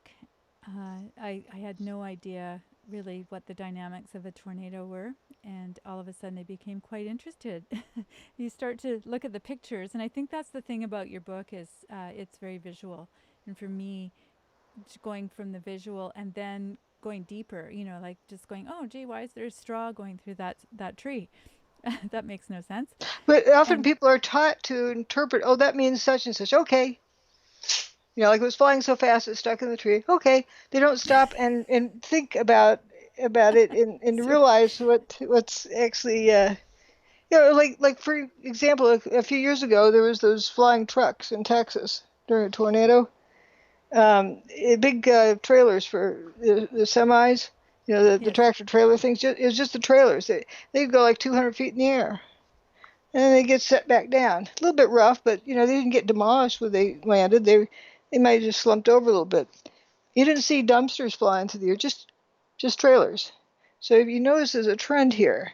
Now, if it's a a gust of wind picking them up, well, what's the terminal velocity? Approximately 200 miles an hour, and that means you have to get a 200 mile per hour wind underneath that truck trailer in order to lift it up. It goes flying, way up in the air. How on earth do you get, or maybe say 150 miles an hour? How on earth do you get a wind suddenly gusting, squirting up out of the pavement to like a geyser to shoot the thing up in the air? No, it becomes clear that it's not a simple case of wind. And also, there's this roof off of a house, and you see the person's bookcase completely orderly with a stack of printer paper on it, It isn't ruffled. Big screen TV that's in pristine condition, but the roof's gone off the house. So it isn't just a gust of wind. There's something else going on there. And if you start observing more things like that, you could learn how to get free energy. Lots of other interesting things. Just observing to understand. Mm-hmm. And even though we're taught one thing, oh yeah, it's a big vacuum cleaner that sucks stuff up, but stop and realize, what do you really see, and test it. And how can we test it to see if it, does that? Like, say about the truck trailers flying straight up. How on earth could you get that much wind suddenly right underneath the bottom of it without touching anything else? No, then you come to the conclusion it's got to be some kind of a levitation going on. Yeah, I think we should do a show about levitation, because I found that so fascinating. Having thought that Dorothy's house got whisked away by the wind, of course, like everybody else. In the Wizard of Oz, that's what happened. Yeah, Got or sucked up by the wind. right after a tornado goes by through a community, you might see a car sitting up in a tree. And the car isn't dented up from being tumbled anywhere. It's just sitting up on top of the tree. Yeah. And that is that a helium effect? I can't remember. No, it's just exactly like gravity is canceled, and it turns out there's other things like Boyd Bushman, who did this study where you got a bunch of magnets, really strong magnets, and if you stack them so they like each other, they're all stuck together, put that in one container, and then you get them where they don't like each other and alternate them back and forth so that you have to bolt them together to get them in this other container, and then you have a control. And you drop those off the top of the biggest building on campus, and consistently, one will fall faster than the control and one will fall slower than the control. The one where the mags are fighting each other, it falls more slowly than the control. So what does that mean? The magnetic field is affecting the pull of gravity. So right there, it's a demonstration where you can prove to yourself that you can cancel gravity, or cancel some of it, an anti-gravity effect. And that's the concept behind free energy. Oh, just it's a kind of physics that we don't normally get taught in school. But if you just need to observe and be open-minded to observe, and that's the key, rather than just memorize, regurgitate, and plug and chug. Instead, to learn to observe things, and in nature can teach you a whole lot of things. Like, for example, what Tesla did with hydroelectric power plants. If you move a conductor through a magnetic field, voila, you get electricity flowing. Isn't that amazing? So, and that's the basis of, you call that free energy at that time. That was, until it got metered. It was you get a bunch of magnets moving around a conductor, and you can generate electricity. I think that's what Ed Leedskalnin did at Coral Castle in Florida. That's another one I'd like to talk about with the audience. And he just wasn't taught to not think. He just, I would love to be in that area of the world at that time. He and Tesla came from the same longitudinal line, different latitudes. One Serbia and one Latvia, but approximately the same period of time. So I wonder if it was something magical then. Did people learn to think more openly? Do you think that there are cultures that have all of this, at their disposal, but they just don't want to share it with the rest of the world because they know that it could be used for nefarious purposes? Oh, there are some, for sure. It's like keeping your gun cabinet unlocked. No, you don't do that until everybody in the household knows what guns do, and that there's no undo button. Once you shoot something, it's gone. So if somebody doesn't understand the use of guns, you keep them locked up, so they don't have access to them. So you have to earn the right to to hold a gun and make it go. And I think the same thing is true with this other technology. You know, it's a responsibility. And I think that's why Ed Leedskalnin, when he sent somebody watching him, would stop working, because they have to earn the right to know that technology. He's not going to let them just spy on them and copy it, because you know they don't have the responsibility level like some neighborhood kids. You wouldn't want them playing around with it. As I comment about the Earth being like a hologram, and oops, they accidentally pulled out the extension cord. Yeah. There goes everything. Yep. So I told you not to touch that. Yeah, so you want to be sure that they know, within limits to be responsible of things. And if they can't, then they don't get to play with it. Well, I think this is what we're talking about generally too, that Mm-hmm. there needs to be a sense of responsibility, personal responsibility, in order Exactly. to be able to handle this kind of technology. And the very same people that are saying we deserve to have this and give us the free energy and all the rest of it really don't understand the Mm-hmm. implications, that this could Exactly. actually be the very thing that destroys the earth as much as it Yep. could create But even along world the peace. same even along the same theme with the little girl who got thrown off the bus for bullying. If you can't handle the responsibility of riding the bus with other people, then you don't get to ride the bus. Well, I find this so interesting. This part absolutely fascinates me. There's a bit of a psychologist inside of me, I think, but it's the part that people have such a hard time with, but I never have since I was a kid. The idea that we all have the potential to be the bad guy, right? And all those feelings that we have where we just go, oh, I'd really like to kill that person. Oh, whatever it is, we're saying it in jest, or we honk the horn when we really didn't have to, or all of those aggressive things. Those are sort of evidence of the fact that all of us have a kind of selfish streak, and taken to its logical conclusion, we say we're trying to be just defend ourselves or whatever it is, we can really hurt another person. Mm-hmm. We can do it with our words, but we can actually hurt other Road people. rage. Road rage. We've got vehicles. I mean, that's what I'd say to my kids before I would let them have a license. That is a huge piece of machinery that you've got there under your Yeah, it's a control. weapon. It's It's a a weapon. weapon. Precisely. And, I have just a little anecdote about that, because a friend of my daughter's had a big truck, like a 350 with dualies, and she lived on a farm. And of course, she had driven from the time she was quite young. And I wouldn't let my daughter drive with her at night. There were rules on the license plate, sorry, not the license plate, but the license that they got when they were 16. It doesn't really matter. But the point is, I just said, I don't want you guys driving at night. And she didn't understand it. And then I said, well, it's because I'm not so worried about you. You're surrounded by this metal, but you've got these big tires. And if there's somebody walking along the side of the road and you miscalculate even by a couple of inches, sometimes you can do a lot of damage. Or And you see a deer and swerve without realizing what you're swerving into. right. And she didn't understand that, because her mom had always been more concerned about her and her safety. And I get that.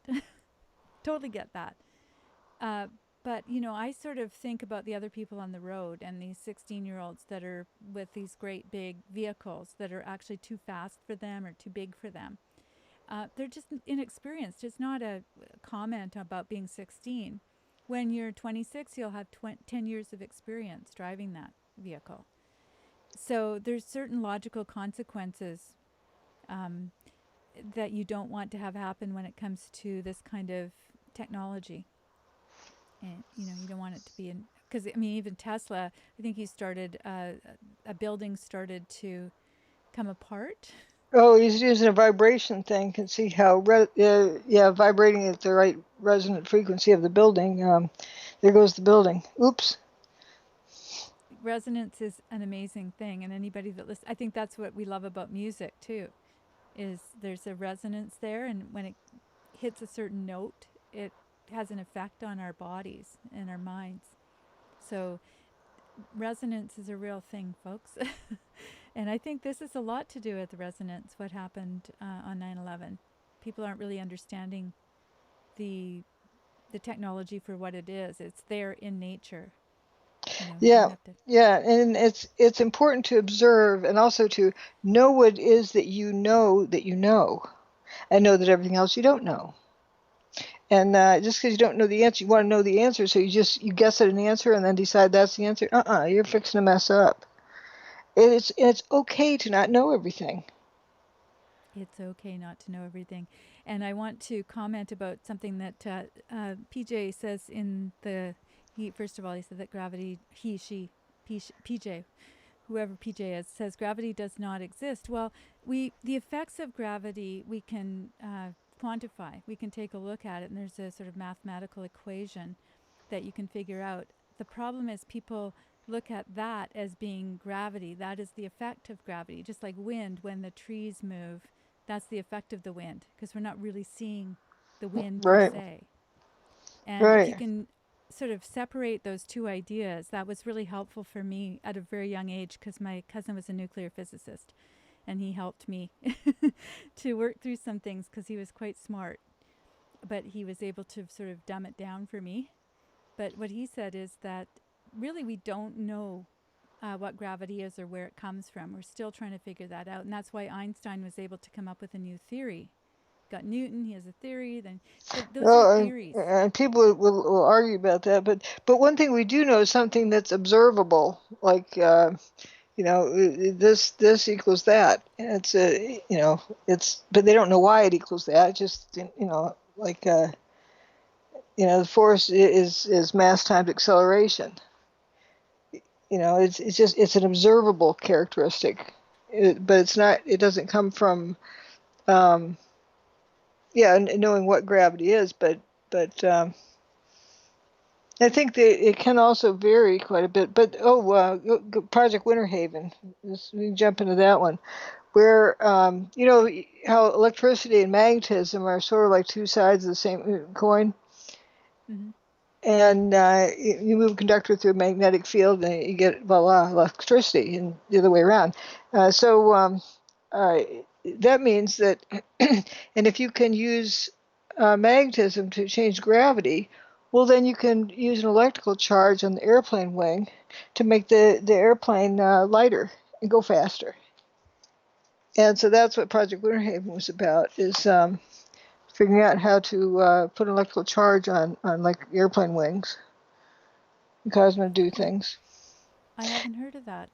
And That's a what John is that topic? Hutchison did an experiment with that. Of course, the trolls put a different narrative with the image, so it makes it look like he's doing something bogus. No, he had this toy UFO, and he put an electrical wire to it, real thin wire, and to see how it deformed. This wasn't supposed to be anti-gravity. Oh, look, he's using the wire to pull the thing up. No, it was putting a charge into the thing. And you can see the way this toy UFO bounces around. It sort of looks like a cartoon where it flattens out on something that goes sprawling and bounces off of. It's pretty weird. But it just, experiment. He had a huge amount of energy that was going into it through that wire. Next to the wire, touched something else and would smoke, because there's so much in it. There's so much It's energy. so much power that was going through that wire that you notice it hit a piece of plywood, and it smoked. Right. And that would be energy. I'm just clarifying. Yeah, just frying the board, but So the trolls, to distract you from what you're actually seeing, put a different narrative to it, and then people jump on that narrative, saying he was using the wire to hoist the UFO. No, this wasn't an anti-gravity experiment. It was look at the deformation caused by a huge electrical charge on the toy UFO. And also, you need to kind of keep a leash on it because it would be bouncing all over the place. But it was pretty weird. If you come upon that video, note how it's like this toy UFO flattens out and then springs, jumps back up from it. It was just this plastic toy UFO. I'm going to take a look for that. Sorry, you know what I'm going to tell people is that there is a website, characterdriven.com. I also have redpillsquare.com, but usually when it's show-related stuff, I put it on characterdriven.com. And so I'll try and find that video for you so that you can look at it, or for me, and then I'll share it with you so that you'll know what Dr. Judy's talking about, because there's all sorts of really amazing things that we need to be able to see, and we were doing that over the past couple of shows. I was using some illustrations. One of them was a rocket stove, because I'm really interested in rocket stoves and how they function and how they hold energy, that sort of thing. Somebody, Son of Overbook, says thanks for the Jean Maloff talks, and you're very welcome. And I would love to have Dr. Judy weigh in on that, because I am totally fascinated with the pioneers of free energy, and it's not just their demise. Well, it's just that people are looking outside the box, and they're looking at what they observe and different things they've tried. And I think that there's so much inspiration that could come from that, of just being able to sit back and observe something instead of taking on the narrative of what the TV tells you to think or whatever. Yeah, and I think he was way ahead of his time. He just people didn't understand what he was talking about. I was looking at one of his talks at Rutgers, and I really had to look at it several times just to even get a concept of what he was talking about. But once you get it, you start to realize, what he was onto, or what Pons and Fleischmann were onto, and why he was so ticked off, because there was such a lie. You can't understand the lie if you don't understand the principle to begin with. Right. So well, when somebody fudges data, any data, it's all she wrote. I wouldn't. That the MIT folks had translated the data to make it look like there was no effect when there was.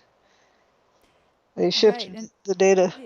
It's a pretty, it was pretty egregious, and because you kind of go, well, the guy had a pretty cushy job there. He was the science writer. He was reporting on all the different science experiments that were coming out of MIT, which is, I think, a great job for a guy with his qualifications, and yet he was willing to give all of that up. That's the most important thing of everything we've been talking about tonight is. Is truth more important than ka-ching, ka-ching? Yeah, he gave up his cushy job for what was right, not for what was profitable. Yes. And you don't get that a whole lot anymore, especially like in the political world. You talk out of two sides of their mouth at the same time, trying to figure out what will give them the most dollars. And we don't honor the people that really do stand up for, someone like Trump. And this is not a political thing. I'm just saying that there are people that will not back down. And that's probably why he was voted in, because he had a certain platform, and people said, hey, that's what we want. We want tougher immigration laws. We want lower taxes. All of the things that he said he was going to do, he did. But see, lots of other people you say that's what they're going to get in there for, and then they do the opposite once they get in, and because they maintain friendships that way and hang out with their buddies, and so whoever establishes what the ground rules are for the buddy system, you can't move that. The momentum of that is too strong, and I think that's why they just do not like Trump, because he isn't controllable. Well, he's also on to a lot of this stuff too. I know after 9/11 he came right out and said, like, I build buildings and they don't come down like that. That's not what planes do to buildings. And so I think right there he was a threat, because he's got access to information that we don't have access to. I'm not saying he has access to all the information, but certainly things that none of us will ever get a hold of. And that's a big threat, because that just totally destroys the control system. Yes, it does. Exactly. They're not in control. Sorry, somebody says you're low. Well, but it's amazing too how like the truthers are really going after this. Oh, we call for a new investigation. I mean, if you think of the logic of that, it's totally ridiculous. Because if you're calling for a new investigation, it means you're acknowledging that you're too incompetent to do one yourself. Well, then why should we listen to you anyway? If you have an issue, if you have an issue, research it. If you're competent enough to research it, then research it. And why do you need a new investigation? You got one. But how you cover something up is to call for an investigation. So you just go round and round and round. I guess we'll never get one. Don't look at it yourself. What Comey's doing. Comey's basically saying, "Oh, I want to be transparent. I just want to be able to do this in front of everybody." Yeah, and he knows buzzwords. perfectly well. Yeah, he knows exactly what he's doing because he knows that there's going to be certain things he's just going to have to say. I can't tell you that because it's top secret. So we can't say that. We can't. He can't say, but he also can't say, "I don't want you to know the truth there." So I'm going to call it top secret. Oh, he's the master. If you want to see what the deep state looks like, I say just study Comey. I hate to pick on one guy, but he's just got the schmooze factor. I like the eyebrows and wrinkled up forehead to do the Boy Scout image. Yeah. And he looks like Mr. Boy Scout, but that image works well for him. Well, and I heard him talking to the press, and it just irks you if you know anything about what he's actually been doing, and the fact that he could just be so bald-faced, and so you put him up against somebody like Eugene Maloff, and I just go, here there's a person of integrity, and then there's a person who's completely about deception, and for some reason I can really tell, and that's why I like to focus on the people like you and my book is all about evidence. It's not about believe me because I look like a Boy Scout or whatever. It doesn't matter if I'm colored pink with purple polka dots. It doesn't matter what I look like. You get the evidence. That's what should count is the evidence, not what opinions can be finagled and how somebody can be manipulated. Well, you have the skills and the talent and the specific abilities that many of us don't have. I mean, I put myself in the front of that line. You see things that other people don't see because of a combination of things. And part of it is, our natural abilities, and then added to that is the training we've had. And right. But I put it in a way in the book where anybody wants to understand it for themselves, not believe what I'm saying, but to believe their own thoughts. There's enough information where they'll have their own thoughts there, and versus just trust me, I know what I'm talking about. So and so is evil or this or that, and they're not talking ever about the substance. They're talking about all the other stuff. Like I remember someone talking about Trump having orange hair. What does it have to do with running the country? Well, people, you've got orange. I think it's orange skin, isn't it? Oh, or something. Whatever it was orange. Racist. They're against orange people. Yeah. But it is, and that's a big red flag when somebody can't talk about the substance. We'll talk about anything else. That's something my lawyer was telling me that one of the lessons he was taught in law school. If you know the law, then talk about the law. If the evidence is on your side, you talk about the evidence. If neither one are on your side, you talk about something else, anything else. Well, PJ brings up something that is a favorite for you. I know it's a favorite for me, but I'm going to say that we've talked about this quite a bit on other shows. But he's saying, what about the rape allegations when somebody, when the victim was 13, can't be investigated properly because he's, in this case, president. But, we just say anybody in power. There's some definite feelings about that. I'm going to let you answer that question. Speak now or forever hold your peace. In other words, when it happens, document it. Whether you quietly file a police report, you don't have to file charges. You say that's a big macho person that you don't want to, do whatever, but you would have no hope of doing anything in court, but you can still document it. So therefore, some point, 30 years from now, and you want to talk about it, there's documentation on it. If you don't document it, it's not in your diary. You didn't tell your siblings, you didn't tell your best friend, you didn't tell anybody for 30 years. Too And you bad. wait till somebody becomes, and let's just say whether it's president or anything else. I'm thinking about somebody applying for a job, for instance, and somebody's got a bone to pick with them, and they all of a sudden come In the forward with 11th hour. Yeah, allegations. yeah, And and how would you any can't of us feel prove it. about that? Yeah, it's that's why it's good to have a statute of limitations on something, because it ends up being just a public smear campaign to see how you can sway opinions. If this, back when the event happened, you could have some sort of evidence at that point. But think about this: if something ever happens to you, think about it. Speak now or forever hold your peace. And it used to be that if you spoke about it years later and without any evidence or documentation, you were guilty of of slander, because you're destroying somebody's reputation without any evidence. Yeah, so he's saying there have been cases like Jimmy Savile. The victim reported it, the authorities didn't listen and covered it up. However, that's a whole different thing. This is just Yeah. logic. This is Yeah, a was it study in logic. documented? Yeah, was it documented at the time? Whether or not somebody acted on the documentation is a different issue, but was it documented then? Rather than people who are, come out of the woodwork 30 or 40 years later, and they just now, had a memory, of something.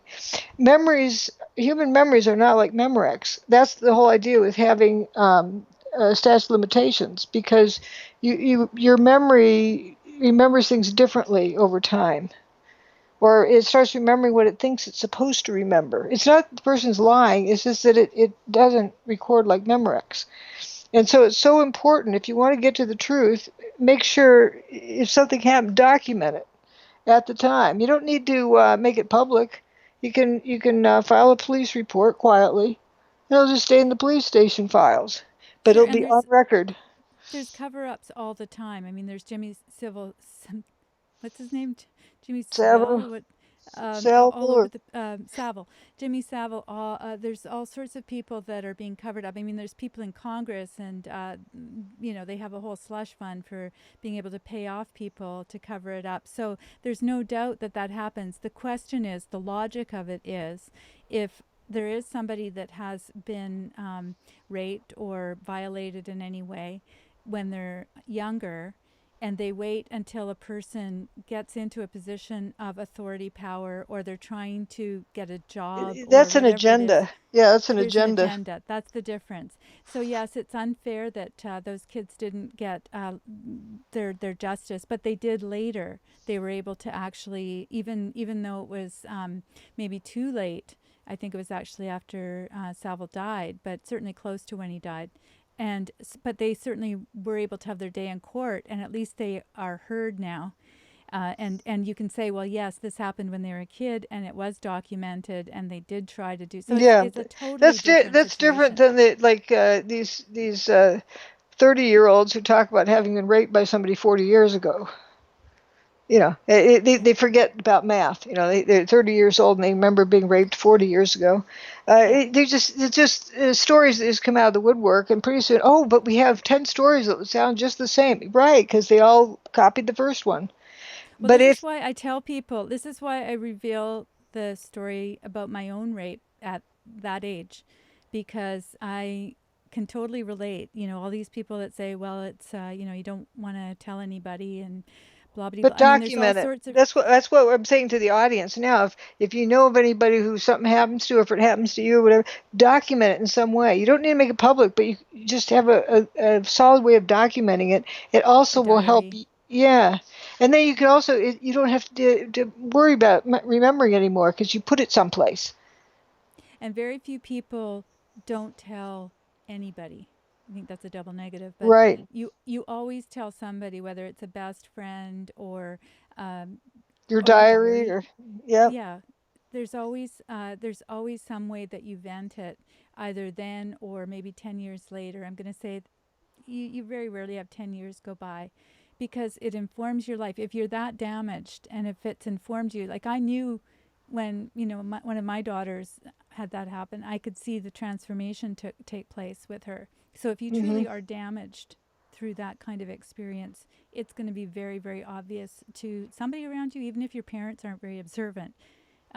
She went from being a little girl to being very difficult teenager, and within a couple of months, it was you could see the transformation. And so I have a bit of a problem with the idea that this person can go along for 30 years and just live this idyllic lifestyle and be able to keep it all within themselves. But even so, that then it's not it's not damage them. I mean, if they're able to handle that. Exactly. Right. That's my point. That's exactly it. If you're not damaged enough that you would tell somebody, or you need counseling, or it changes you substantially. I mean, literally, my daughter was wearing these little pants with flowers on them and, little girl clothes. And then at the end of the summer, when this happened, she was wearing punky clothes and she was trying to pierce her nose. I mean, I just went, what's going on here? And if a parent can't see that, if they can't understand that this is something psychological that's going on with their child, then that's a problem. But you can it's certainly there for everybody to see. But also these various things that's been, like, I guess the end thing, the Me Too thing they're talking about, is they're bringing something out in the 11th hour before an election. The time that's gone by and the timing is like the Roy Moore thing that's really got to me. It's not, there's no time left to vindicate the person until after the election, which I understand after the Roy Moore election thing, he was defeated or whatever. Then they got to the bottom of it, and the gal even admitted that she did that writing in her yearbook. But before then, they're saying that he did it, and that was somehow proof of his doing something inappropriate. But there's no evidence. And why now? Why not when he was a judge? And I don't know why that's been allowed to be used in the media. It's an agenda type thing rather than a logic thing. Well, this is what I love about the logic part, because there are courts, and if you really feel that you've been violated, even if it's 30 years later, you go deal with it. You deal with it through the courts. And the thing is, I deal with these things as though it was my own son that was in the situation, because usually as men, let's face it, it's my brother, my dad, my son.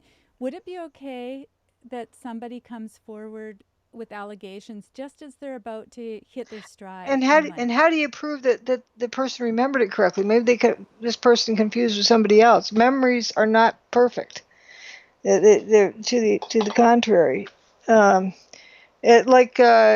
In my book, I have this part about Elizabeth Loftus's the false memory business, where they talked to a kid's parents and got pictures of the kid. We're talking about a grown child.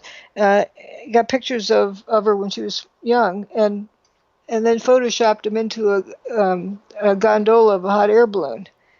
And it turns out the kid had never ridden a hot air balloon before. But they showed her this picture, and suddenly, she felt like she could remember the story. Yeah. So, I guess the point here is not to come down on one side or the other in terms of, for me anyway, what I do is I look at the logic of the situation. I just say that if it were me coming forward at the last minute, I would say that that's a very bad way for me to address the situation, because there's no time to sort it out. Yeah, it's not the time to sort it out. Yeah, there are means to do this, and if we want to actually get results, whatever the results, first of all, decide what it is you want. Do you want this person not to get the job? Do you want to warn other people? We're losing our society then. It's part of a civilized society has to be innocent till proved guilty. Right. That's part of a civilized society. It's not, and when they say this is about in the court of law, no, it's across the board, because otherwise we have nothing but mob rule. Right. It's and like PJ says Salem witch court hunts. is overrated, and I totally agree with you, PJ, because my daughter's the person that did this to her got off. So I'm speaking as the mother of a person who has seen that the courts don't work, and I've had it happen many, many times. However, the point is that if you go through the proper channels and you've done everything that you can, then at least when people are looking at the situation and they're seeing you as, as when we're talking about somebody that has integrity or doesn't have integrity, they see you as being the victim that did the right thing. And I'm sure that the people looking at that person who got off will look at them a different way. But at least they had a chance of representing themselves in the court. And I think of that as the person. Anybody can be accused. You can be in this environment. Anybody can say, "Oh, I've owned a business," and you get accused of all sorts of things. Dr. Judy gets accused of things. Also, we get accused if we're in a public situation. Does that mean that it's okay for that person to ruin your life? The accuser? That's why, think about the implications. Why, for a civilized society, it has to be innocent until proved guilty. I used to watch the People's Court. I love, Judge Wapner. They'd end the show each time saying, "Don't take the law into your own hands. You take them to court." And that was the big thing about having a civilized society, is that there's a way of dealing with this rather than, gang warfare. And I totally agree with you, PJ. I know you say you've been to court and the police lied and fabricate evidence. There's all that. And that's the basis of a faith that I have, that there is a higher power. Have whatever faith you need to have in that, because that's the only justice I believe that we're going to get in the end. But the point is that we go through the process that we need to go through. There are countries in the world where you wouldn't have any option whatsoever. And yes, there are people that fabricate evidence, but we live in the best system that there is, that they've come up with. And the solution to a bad system isn't to go around to do an end run around it and then to ruin another person's life. So now you got two people's lives that are ruined. Is that a solution? And then it starts building up more resentment, and other things happen. It's why that don't take the law in your own hands. You take them to court. And you have somebody arbitrate what the deal is. But the alternative is civil unrest and mob rule.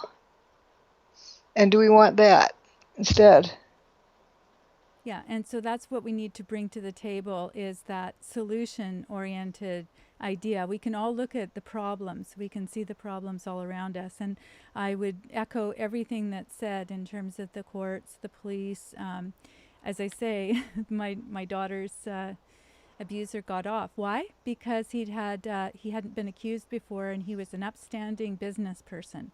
There's a man in town where I live right now, and he's been let off. Same thing. He's a business person. And I'm a business person. I just say, no, that's not a reason to get off. So I totally get the frustration that we feel about the court system. If we don't like the system, if we don't like the speed limit, then we have to ask to have it changed, and then put forward our evidence that it's not appropriate. That just happened too. Do we want a civilized society? It's not perfect, but it's civilized, and that's so valuable. They even talk about my Ketam case, about 9/11 business. That I took it to court. I took it as far as it would go, up to the level of the Supreme Court. It's not my fault that the Court of Appeals actually wrote in their written decision that the law applied to this case, but in order to dismiss the case, they're ignoring the law. At least they're honest. And the Supreme Court doesn't have to hear a case unless they feel like it. But this stuff is on the record. You can't just say, well, I'm not even going to try because we have such a haywire system. No, I would at least try to allow it to work. Yeah, it's. This is a discussion that we could go on, but I think really the bottom line is that if we have integrity, what we do is we teach our children what's right and what's wrong. And I'm assuming that I hope that nothing ever happens to that little girl.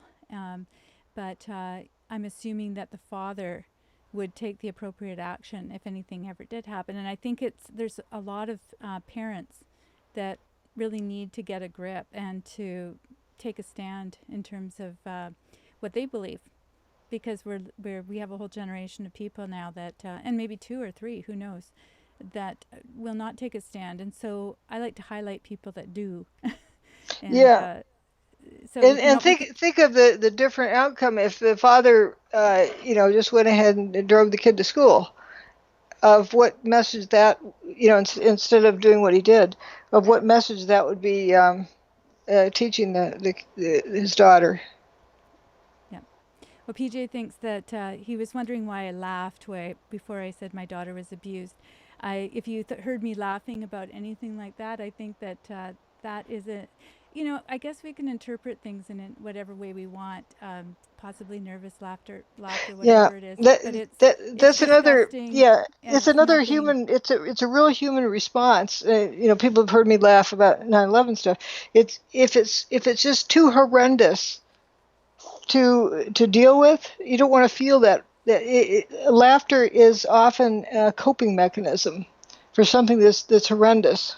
It's horrendous. And if it's anything, the thing is that we're exposing, what I want to do is appreciate the fact that Dr. Judy comes on to the show, that she wrote the book in the first place, because there are people in the world that have sacrificed everything to bring to you another version of reality, which is evidence-based as compared to based on complete guesswork, BS, or agenda-driven. Agenda-driven. And so there are people that stand up for what they believe in. And if you don't like the way that they say it, or you don't like the way they dress, or you don't like the country that we live in, or whatever it is, I suggest that you go somewhere and find someone that agrees with you, because you may be challenged by people that are not delivering the message in the way that feels good for you. Yeah, this is such a horrible country. That's why those people from Guatemala were scaling the wall to get in. Yeah, and they didn't want to stop in Mexico. The thing is that we were talking at the beginning of the show about the great country that Mexico is too. We don't have to say it's an either-or situation. I think that what we have is a broken world, but it begins with broken people. And to the extent that we can actually get healing happening in our own lives, and how we talk to other people, how we view other people. If we hate the police and we hate the courts and we hate the other country and you hate me, so far I've heard quite a few things about what you don't like, but it's such a challenge to find something that you can appreciate and be thankful for and be grateful for. And so try to make it work, rather than, what's the alternative? Let's have a dictatorship. Is that better? Well, it could come to that. I think this is what people want, though. People want everyone to agree with them, and that's the or are we being led into that by somebody who wants to be the dictator? Then that's a possible outcome. But as I was walking along those streets in Mexico and seeing the busted up sidewalks, it really made me feel good. Yeah. Of course, if you had extra spare change, you'd probably want to fix up the sidewalk and where the tree root, tore it up. Yeah. But the fact that they respect people enough to figure out for themselves where they want to put their feet, right. and you're responsible, and don't step in a hole and trip over something, because who are you going to sue? So you end up being more responsible, and that's actually a freer society. You're free to make those decisions. When you can take personal responsibility. And you did get to me, PJ. I think that's the thing, is that if our goal, it's like my brothers used to say, and I think any youngest kid in the room could probably appreciate this. They'd go, aha, you believe me. And I just go, yeah, that's me. I actually believe you. And I do feel that when people are being, if they're being combative, then they are trying to get a rise. And if that's what they want, then I suppose then they're satisfied with that, then that's great. But you know what I'd rather get is one person in the audience that actually looks into what Dr. Judy has written and what she is trying to put forward, and start to learn something new instead of going back and forth and around in circles Or in these pick, old pick, pick, patterns. pick, pick, pick, pick, pick, pick, Yeah, and pick, these pick, old, pick. yeah, exactly. And so I think what we're trying to do is to go to a different level. It's like the free energy level, and so very few people can go there because they're so stuck in their mindset, and that really is, I guess, what we're trying to get across through this show, is people are in a psyop, and that's where they want to get people and they want to pick people apart, but that's the easy thing. And Yeah, I think what what problem are you've they trying chosen to is a very, solve? yeah, Yes, if they have to think about what problem they're trying to solve. yeah, What problem does it solve picking somebody apart? exactly. And so I appreciate so much the fact that you can keep your bearings. I know what you've gone through. Well, I don't know what you've gone through, but I can only imagine what you've gone through over these many years. It's been, what, 11 years since the book came out? Let's see. It's about 10 years. Well, it's 8 years since it was in print, but it's 10 years since it was finished. Oh, so Well, it was 2007 is when I submitted the Ketam case. okay, that's what I was thinking It of. was But the you've been spring. dealing with this for a long, long time, and Oh, I yeah. admire your strength and your ability to just soldier on and be willing to continue to share all your logic. I love your logic. If they forget what problem they're trying to work on. Yeah. If somebody doesn't like what color hair I have or what kind of shoes I have, or what does it have to do with what happened on 9/11? Well, at least you don't have an orange face. Because if you had an Oh, orange face, okay. that would be it. You're done. Or a wig or something. Yeah. Well, this is why we don't have video, because then there's only that much more that people can find to. I do a radio show, and I was just saying to Dr. Judy how much I love to do radio, because you can just enjoy the conversation without Yeah, having it's to worry the about message, visual things. not the decoration. Yes. So I appreciate everybody who has joined with us, regardless of your opinions, ideas, feedback. I hope that you will, if you haven't read the book, that you will get a copy of Where Did the Towers Go, because it's just an amazing Journey. example. It's an amazing example of just taking a situation that has the potential to be so emotionally charged, and is so emotionally charged, really, but it comes down to evidence. That's what people forget. If you take a look at it, even the cover photo that's up on the screen there, does that look like a demolition? It doesn't look Or does like it a look like a demolition to me. collapse? Does it Where are look the like a solid collapse? chunks? Yeah. It just makes you look at it in a whole different way, and I think that's really what we need to do throughout life. But this is a wonderful opportunity to use your critical thinking. So hopefully everybody's going to get a copy of the book. You can get it at Amazon. I should have a link here in the Well, they go to description. wherethetowers.com. We'll take them Where do the there. towers go? Wherethetowers.com. And there's And links on the buy page. There's various links you can go to Amazon from there, or uh, whatever other sites too. well, I'm really going to recommend this. It may not be the perfect Christmas gift. It could really start some interesting conversations. But certainly, if you have anybody in your life, There shouldn't be anything in there that gives someone a problem, because it's evidence. And it's what they think of the evidence is what will cause them the problem. It's what they're the meaning they're assessing to it. But it shouldn't be terrible. But the implications are. The implications are what haunts people. It isn't what's in the book. It's the implications of it. that's a big distinction. Yeah, whether it's the fact that people are so easily hoodwinked, that implication is right there. It's like you have people who were fed Kool-Aid who just swallowed it without, like you're talking about the cover image of the book.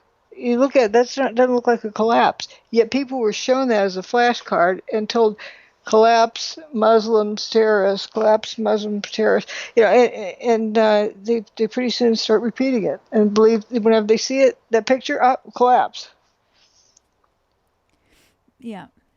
Somebody's saying, is the book free? No, it's not free. But Well, you could get your library to get it. Get your library to get it if you can't afford it, and you certainly can go over to drjudywood.com, I believe. Yep. And you can some see videos. a lot of. There's videos, there's resources, there's all sorts of things. But certainly get your library to bring it in. I think that would be the best way. A lot of people have done that, and then they see it and they go, oh yeah, I want to keep the copy. People think it's expensive. Well, it's expensive compared to a romance novel. But once you get it, you compare the price to something equivalent, which would be a college textbook. That would be like $300 or $400. It's amazing. It's right. It's people value. What, $40, $50? I can't remember how much. $40. Yeah, and it's. I can't believe that. It's 544 pages total, including the index and all that. And they're all color. Hardcover. Yeah, hardcover, and it's glossy paper, nice quality paper. Yeah. And I could have, if I wanted to make money, I would publish a chapter at a time and trickle it out, but then it wouldn't have the same value. I want all the information together in one thing, which is why it really had to be a hardcover, but, for the sturdiness of it. Otherwise, you just come apart. But people would say, "Oh, she blew off this or blew off that," and they look for escape hatches to not have to deal with the evidence. But the book is covers sort of the minimum that needed to be recovered. Well, and I wanted to let people know that Dr. Judy has given up an entire career. Having written the book, I don't think you realized at the time that would be the consequence. But the thing is that you have somebody who could have just sat back and not shared any of this information with anybody, just gone, gosh, that's a very strange thing that happened there, and kept it all to herself with all of her training, but did choose to spend years of her life not only putting the book together, but actually putting together the Ketam case, and then subsequently not having a career. So I think it's like anybody else who's a writer that derives their living from the writing, as some of us do. But I do know that you've given up an awful lot to be able to bring this to people, and not just the money. It's nothing. Oh yeah, it's not the money. I mean, if somebody wants to, do a color, price the book on a color Xerox of 544 pages.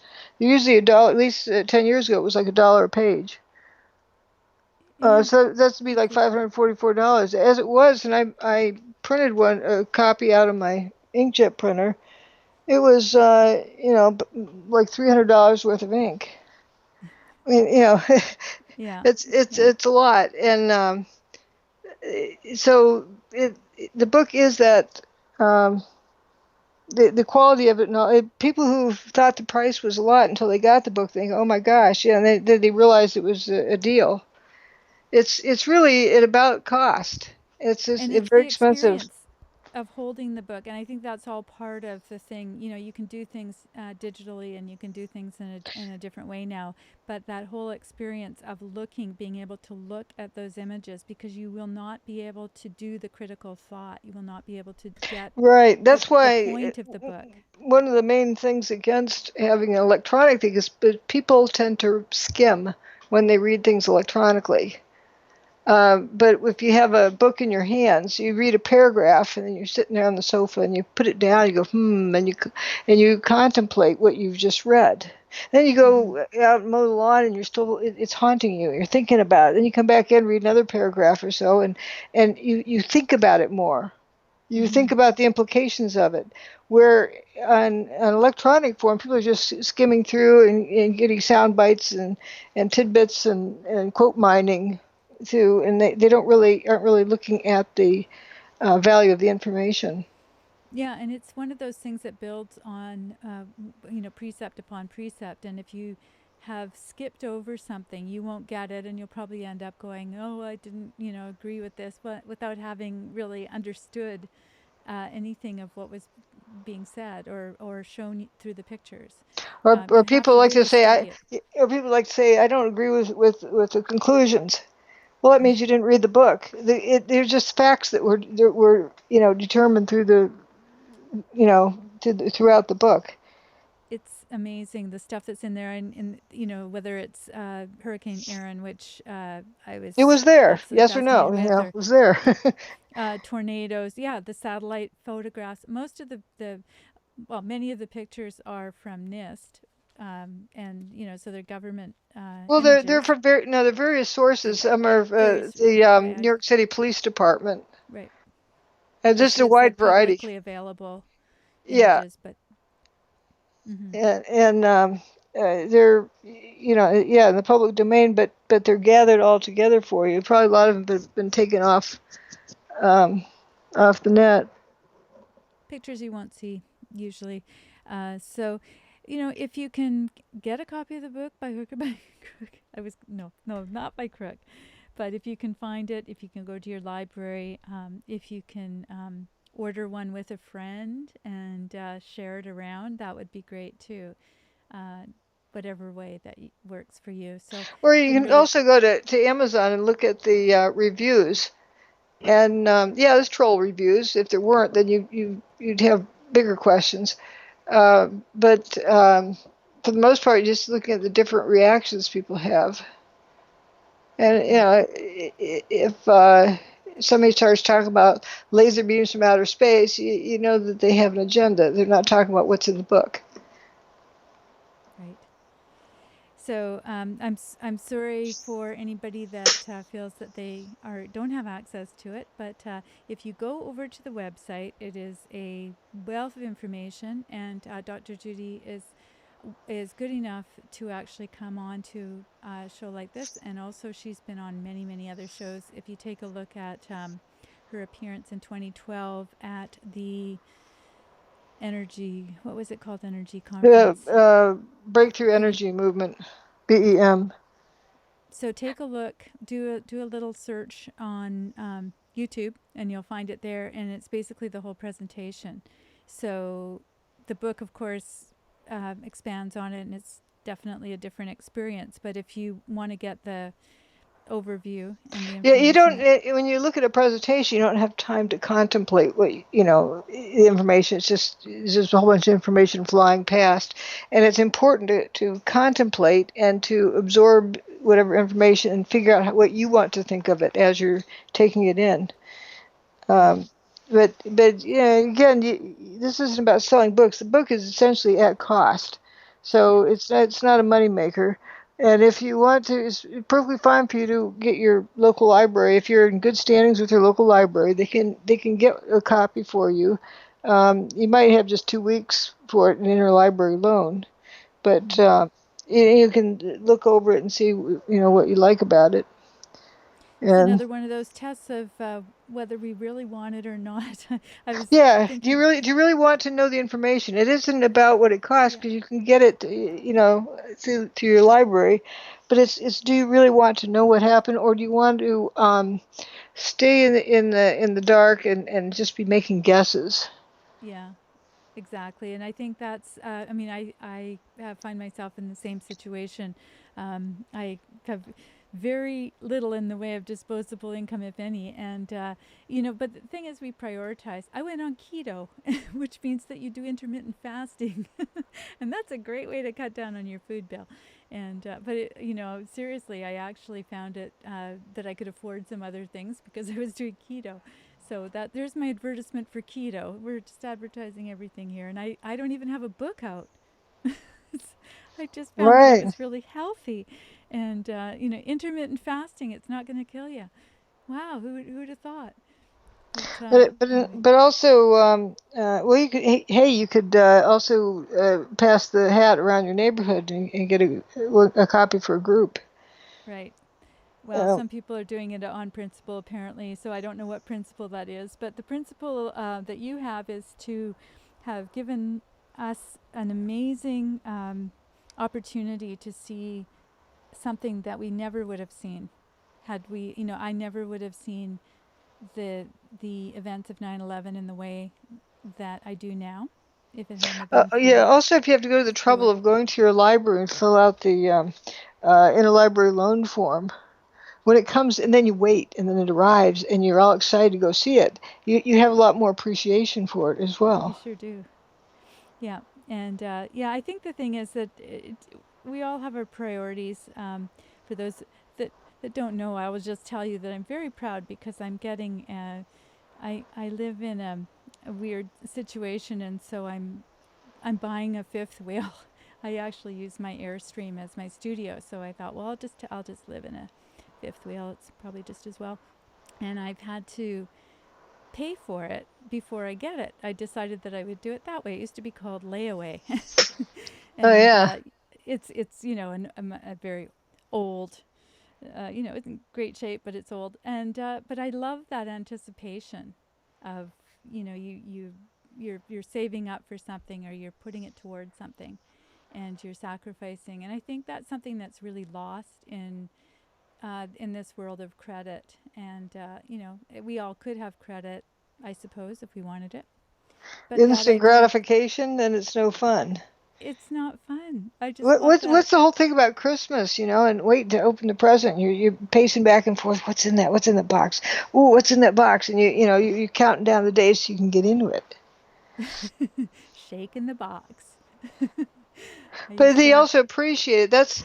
That's again why it isn't available electronically. One of the reasons why it isn't is that it needs to be digested. Like, you want to stick your finger in that page and a finger in another page and flip back and forth. Oh yeah, and compare things and however you want to think about it. But it's take it slowly in bite-sized pieces, and then after you finish, you start over again. People and use it as reference. Yeah, and it is something I'm quite proud of, that it's been out, like essentially 10 years, and there's been no refutation of anything in there. And you bet people have tried, but they can't. You can't refute facts. It's quite funny, actually. We did a show on that, some of the refutations, and they weren't based in logic. They weren't based in fact.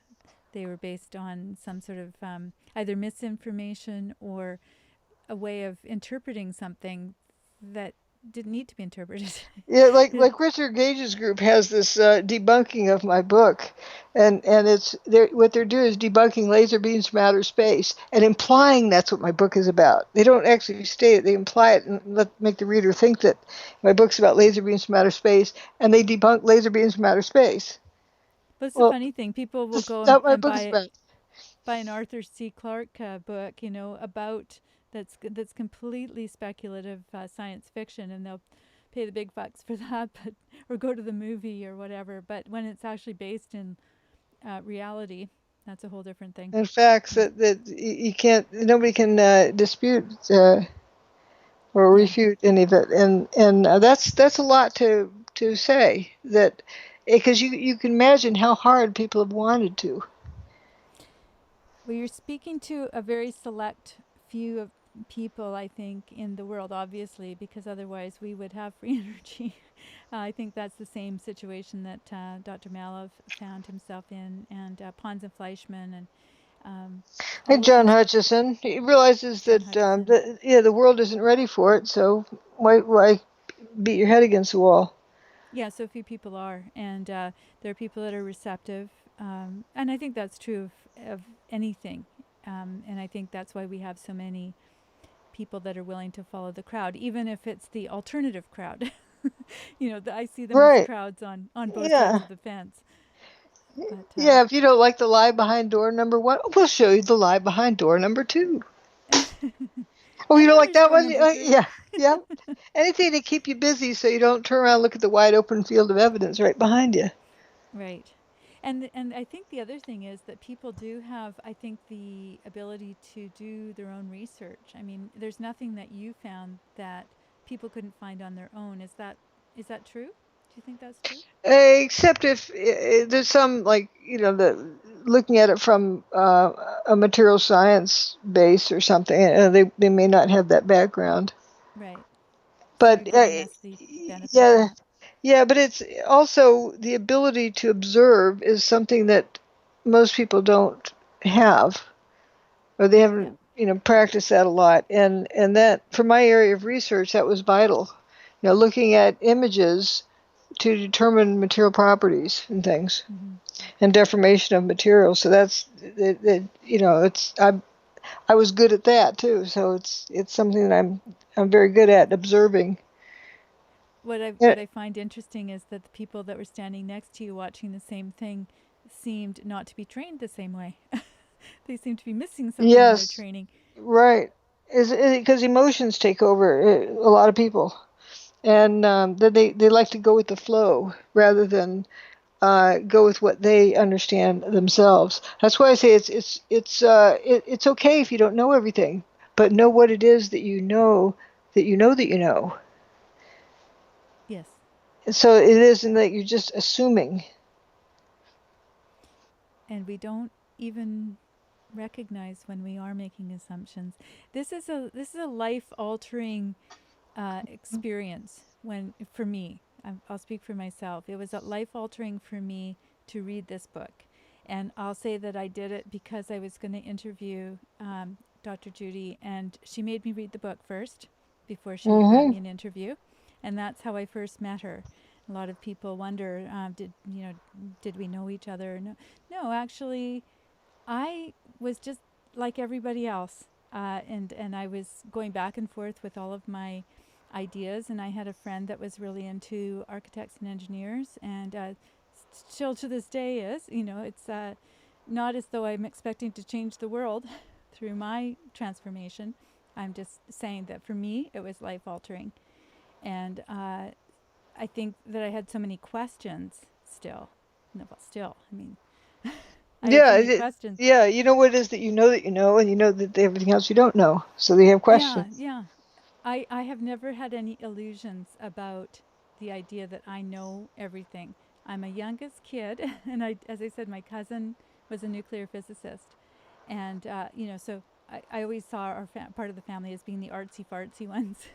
I didn't see us as being the scientists, so it never bothered me to think that I didn't know everything about science. But the things in there that are just new information for somebody that has been taught certain things about the weather, certain things about 9/11, but the things around that as well, how things work in the world. And I love the part about tornadoes. That to me was life altering as well, because you just don't look at the world in the same way, and then you can start saying, why is that straw in the tree? I still think about that. Why is that straw in the tree? Um, I had never thought about it before. No, It's because kind of it's moving interesting. so fast. That's what people are told, so they just assume that's the answer. So I then would question. So if you throw this egg hard enough at the brick wall, it'll go through the brick wall and not break. Exactly. I know that's the kind of stuff. That's the kind of stuff where when people say it, once you've started to think that way, the way that you teach people to think, then the logic just becomes really evident. You don't Because have so to much of what people learn, they just learn like flashcard memory. They're not thinking about it. Yeah. It's You're not processing it through their right. And that's what the book sort of is about. Is course in critical thinking, as people have said, but without feeling like that. It's like it just takes you on this tour through the evidence. Oh, look at this. Oh, look at that.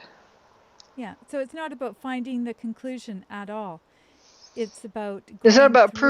proving a theory. No, it's not about that at all. It's like figuring out what the evidence is and what you can draw from that, and just helping you look at the evidence. Yeah. Like, why is this over here? Yeah. Or like when the site where you just have a few wheat checks left standing. Why are they standing straight like soldiers? If this got buckled, You know, if everything got mashed down because it fell down and crushed everything, why aren't those columns bent? Why are they straight at the bottom? Why aren't they? Yeah. I think that really is the defining difference between me and the people that I that I probably frustrate completely is that I'm constantly asking questions, at least to myself. You know, there's always another Well, question. And if the building was if the steel was hot and you know failed easily because it was hot, it's going to bend. If you know, so if the steel can't hold the weight of the building and that's why it's failing, after all, why is the thing going to fail? Then why do you have straight columns standing up? But you know, it's the ridiculousness of thinking that this failed from too much weight, you know, banging down on it it's becomes absurd. But I ask questions like that to let people process it through their own minds. It's like, yeah, why are those straight? my You know, favorite one, I sweet think, to chicks. this day is Giuliani talking about how hot the ground is, and Oh he was yeah, standing right there. Yeah, it's over two, 2,500 yeah, degrees, over and there's 2,000 like degrees. And, hydraulic and vehicles he's sitting on yeah top of it. he says that, you know, I could be standing here and you could be standing there, Governor, and there'd be fire would break out between us just by some stroke of luck. We were burned to death. And he's standing on top of what he claims is 2,000 degrees. And Yeah. if you're standing on a grill, you know, you cook your hamburger on, and it's 2,000 degrees, that hamburger is toasted. It's burned. And probably you as well. Yeah, just those kinds of things But he that was make no sense. expressing something he had experienced. He's not a scientist or physicist. He wasn't explaining facts because we just showed how, you know, they can't be. But or like George Stephanopoulos saying there was no debris left because it all fell down on the ground and was pulverized and evaporated. But he's characterizing the best he can with what he sees, which is there's not Yeah, much building left. And yeah. that's so understanding what he's saying in that, not that to, you know, like putting a particular interpretation with it, like the steel-toed boots were melting just after a couple of hours because it was so hot. Well, there's no reports of burned feet. So what they're saying is something happened to the steel-toed boots, but it wasn't heat related because the feet aren't cooked. And like all the dogs running around on the debris field, they didn't have burned paws. Yeah. You know, the ones looking for survivors. So, but what people are expressing is there's something weird going on with footwear. So where this could be an amazing opportunity to learn about the effects of this particular technology, people are glossing it over, ignoring it, circling around it, whatever they have to do to look the other way, or to, you know, they've had people getting them to look the other way. So the people that want to know about how LENR works or how cold fusion works, I think they might get a good Or clue. not just you know, jumping to a conclusion about what something Right. is, but just noticing, like the cover image on the book, you see this building just turning to dust in midair, hitting nothing but air on the way down. That you stop and think about that. You have a solid piece of material or building that turns to powder in midair. Isn't that pretty amazing? Let's go study it. Let's see what else we can use this for. Maybe it would be a good source for building demolitions or something without, you know, something crashing down and destroying anything. Or maybe it could be used for free energy. You just Yeah. look at the technology and say, let's study it and see what it does. See what makes it tick. Yeah. So it combines all of the different things that, you know, I've had a focus on myself. And I think that's what intrigues me so much. I've been really interested in the idea of free energy, which I keep referring to my cousin Brian. But I was 17 when I first started asking him questions about this. And I said, you know, why is it that we can't have free energy? And, you know, and I said, well, what about batteries? And he said, well, you know, we can only store as much as, you know, he sort of gave the limitation of the batteries at that time. Because, you know, it's not just about the solar power, he would say. It's about how you're going to harness the solar power. Like there's logical things like that people don't seem to talk about still, even Or if many if years later. they're saying that you need to harness it by conventional means and store it conventionally, you're already limiting yourself. And Right, instead, exactly.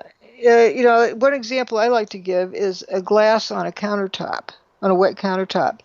If you don't think about it, okay, how much energy does it take to push that glass across the countertop? Well, it's one set of energy if the countertop's dry, but if it's wet and the thing hydroplanes across, it's almost nothing, and it coasts.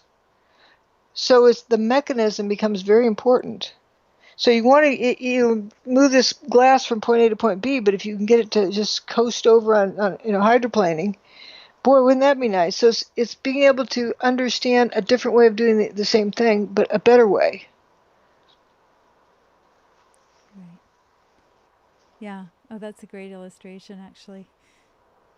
It's good to be able to put things into in that kind of frame of reference, and make it easy for us to understand, because I think that's exactly it. And I guess the mechanisms are there, and we can see it by that very illustration. That's a very simple illustration, but if you take Hmm. a look at what happened to The World Trade building. Center, Yeah, it just turned then to powder midair, and you don't need to know, the manufacturer of the gizmo or the part number or what the operator had for breakfast to see that, yeah, this solid material is turned to dust in midair. How about that? Now, if we could figure out how that works, imagine what that would mean in like the manufacturing industry. and I guess that's Yeah.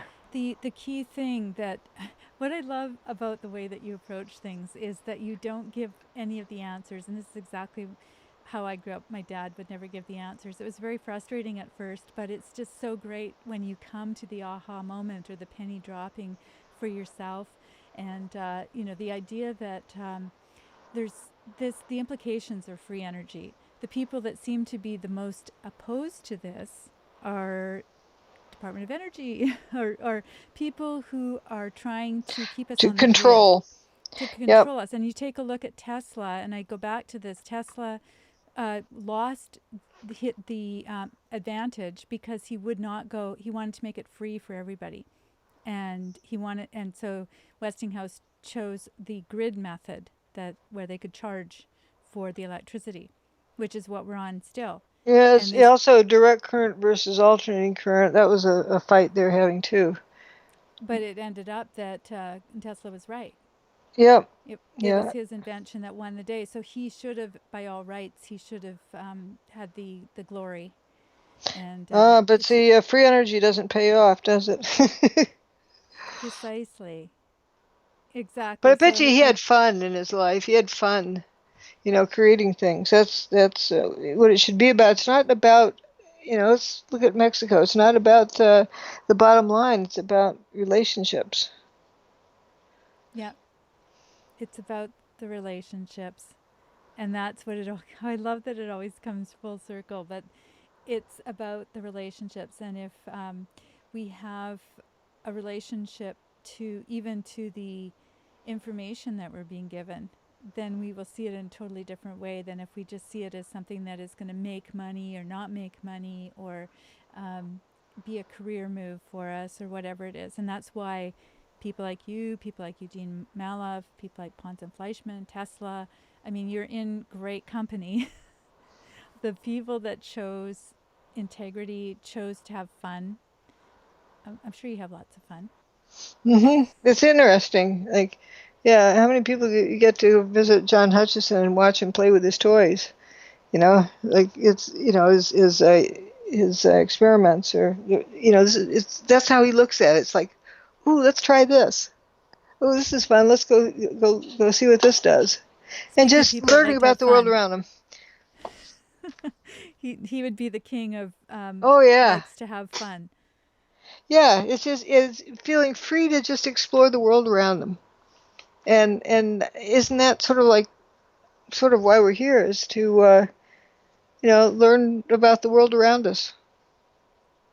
Well, I often ask people what kind of world that they're wanting to have, because we have all this, rancor going on and fighting and all the rest of it. And I will sort of throw a wedge into it and say, okay, so say everything's perfect. What would you be doing with your life?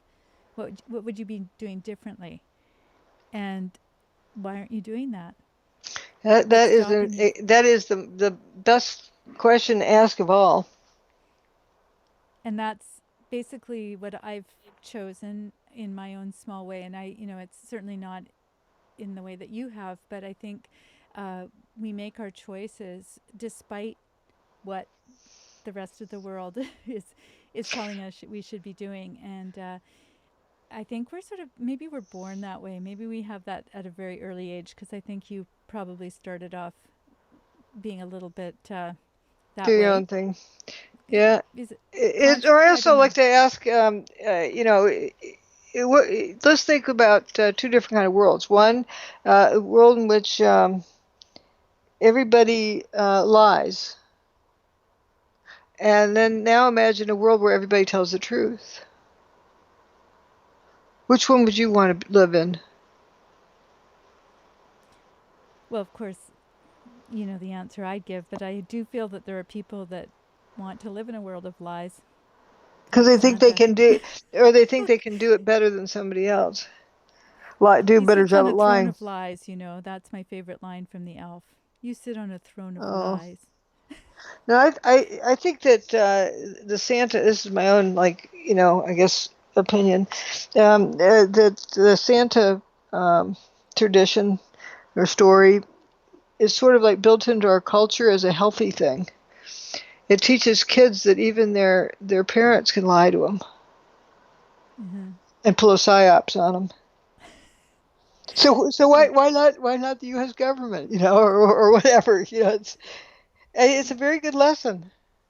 Yes, well, I didn't want to denigrate Santa. I was just quoting from Elf for anybody that thinks I'm trying to, in some way, disparage Santa, because I was into it very much so when I was a kid. Well, and when I was a mom. it is a nice ideal to look for. Well, it's I think that the bottom line here is that we can either get caught up in the conspiracy theories, or else we can get caught up in the learning, the critical thinking, and seeing the implications. And I think it takes a rare combination of skills and gifts to be able to see the implications for what they are. And that's why people have such a hard time seeing your work for what it is, because it's simple in a way. It's almost like you have to take off your glasses and just go, okay, I'm going to see this.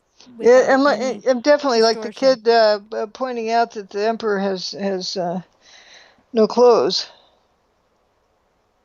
The story about the emperor's new clothes. Yep, you're that kid. Yeah, and how many people are wanting to see it differently because of some agenda or political correctness, or that becomes more valuable for some reason. I don't understand that.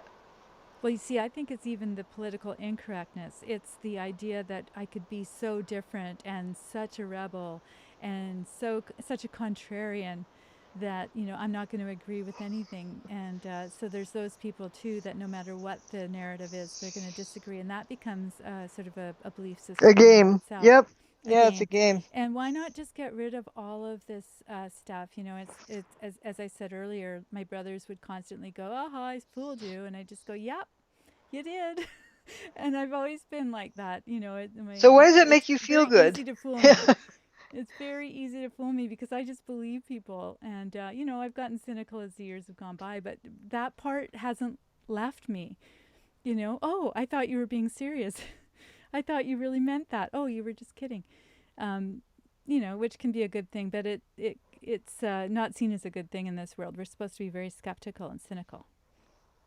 But you're not skeptical and cynical. You're just looking at things. And what I love about this, too, is that when people come alongside and say, oh, you must be, well, we won't mention the California fires, but whatever it is. No, yeah, saying, you can. They like to jump to a conclusion, but you gotta jump to conclusions. You must be against this too, or you must think this is a conspiracy. No, I don't look at it as a conspiracy. I look at the evidence and I see where Yeah, it it's a leads me. scientific problem that you got to work on. Right. So if there is a message that you could give to the audience, there are people enjoying your conversation, but we should probably wrap it up. What would it be from tonight? Am I putting you on the spot by asking you that? No, know what it is that you know that you know that you know, and know that everything else you don't know, and feel okay about that. Don't feel like you need to memorize an answer just to have an answer.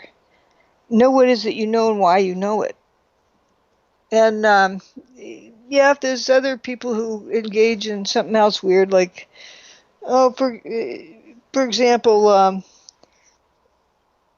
the California fires.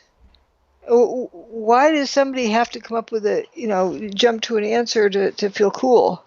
Or, but know what it is that you know about it.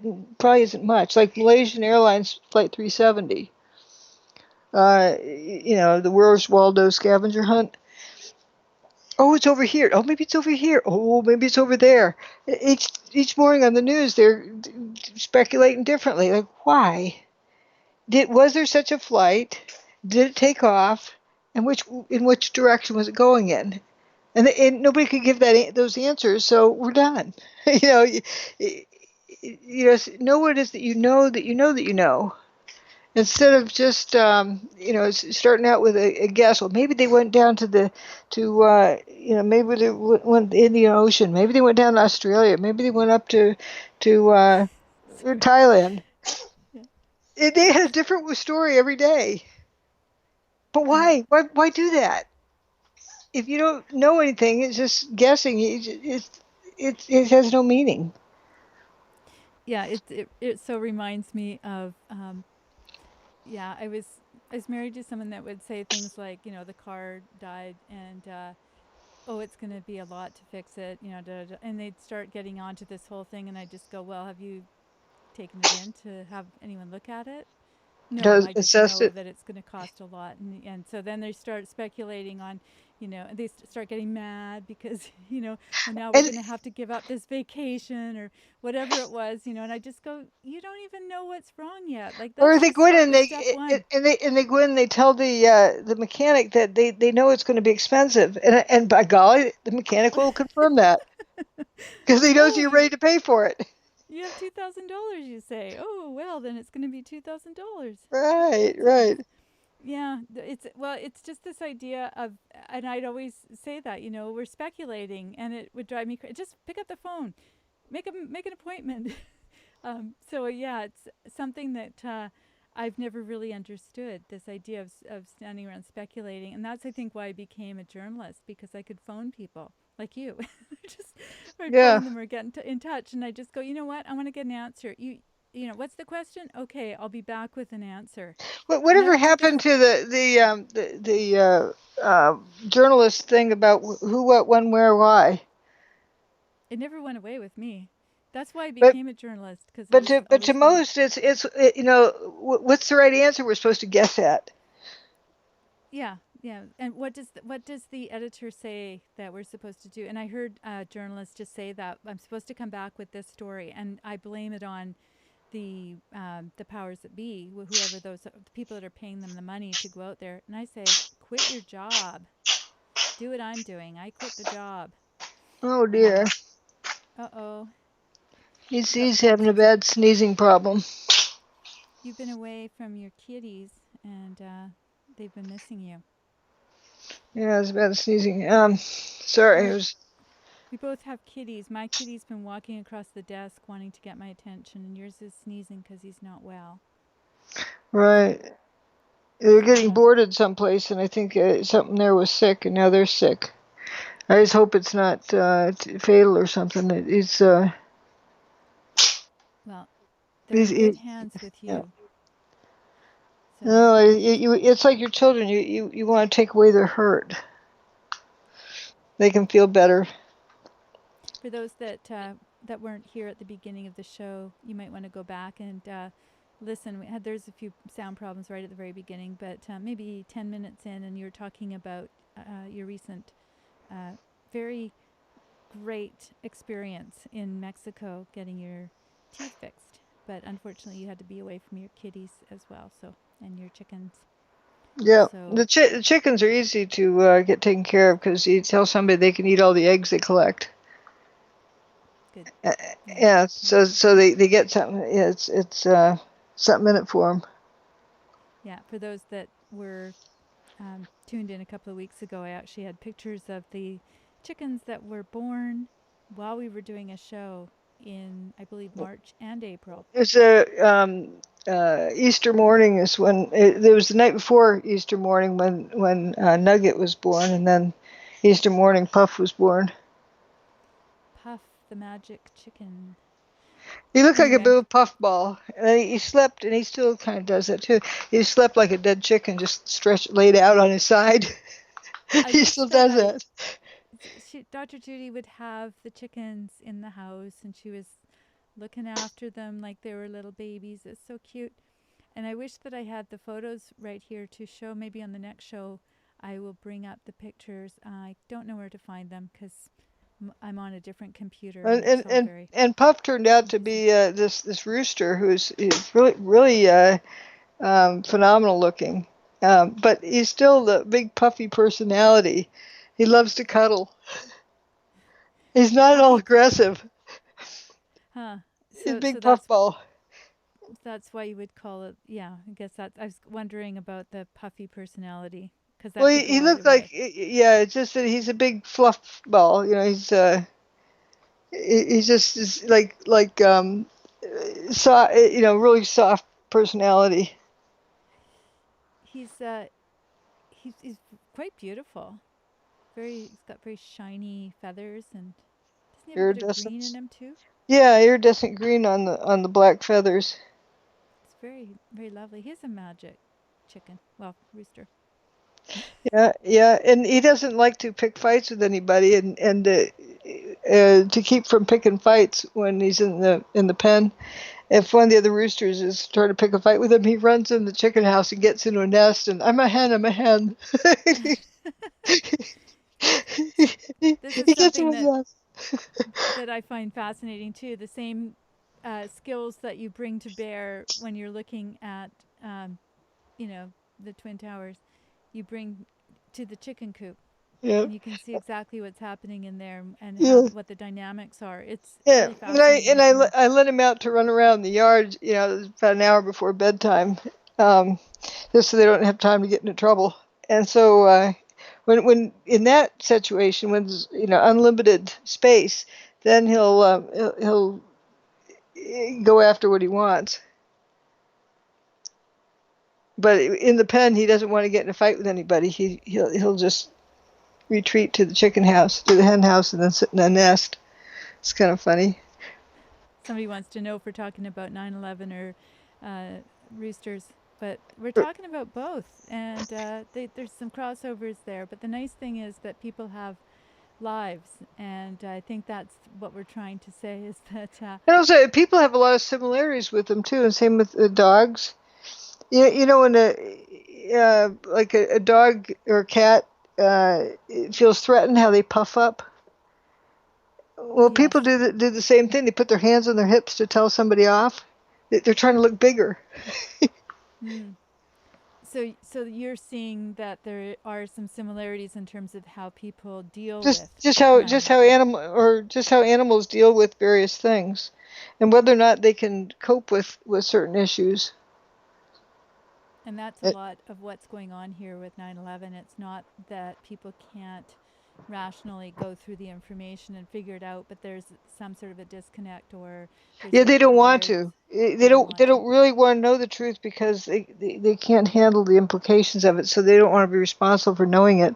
So they find every reason in the book why they can't, or every reason imaginable that they can't get a hold of the book, or they can't do this or can't do that, or it's a different type of thing. Just it's an avoidance type thing because they want to know what happened. They just read the book.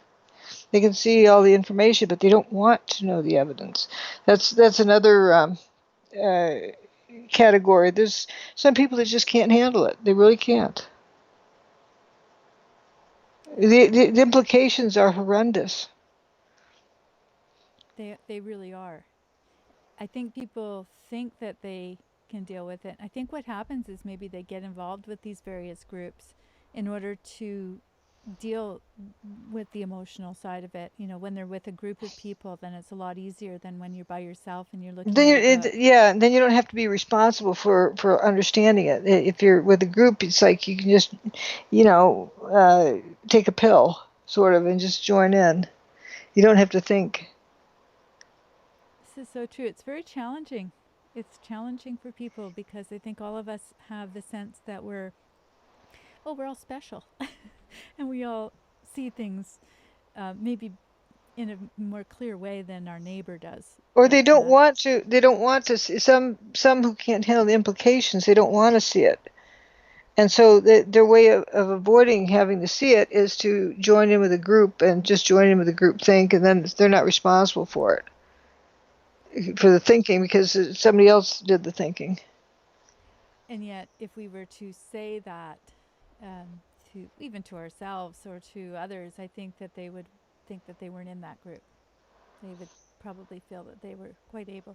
They would think that they're the thinking person, but what they're doing then is just reciting what the talking points are of the group think, and they don't realize why they're doing that, and it seems like they're doing it so they don't have to think about the actual reality.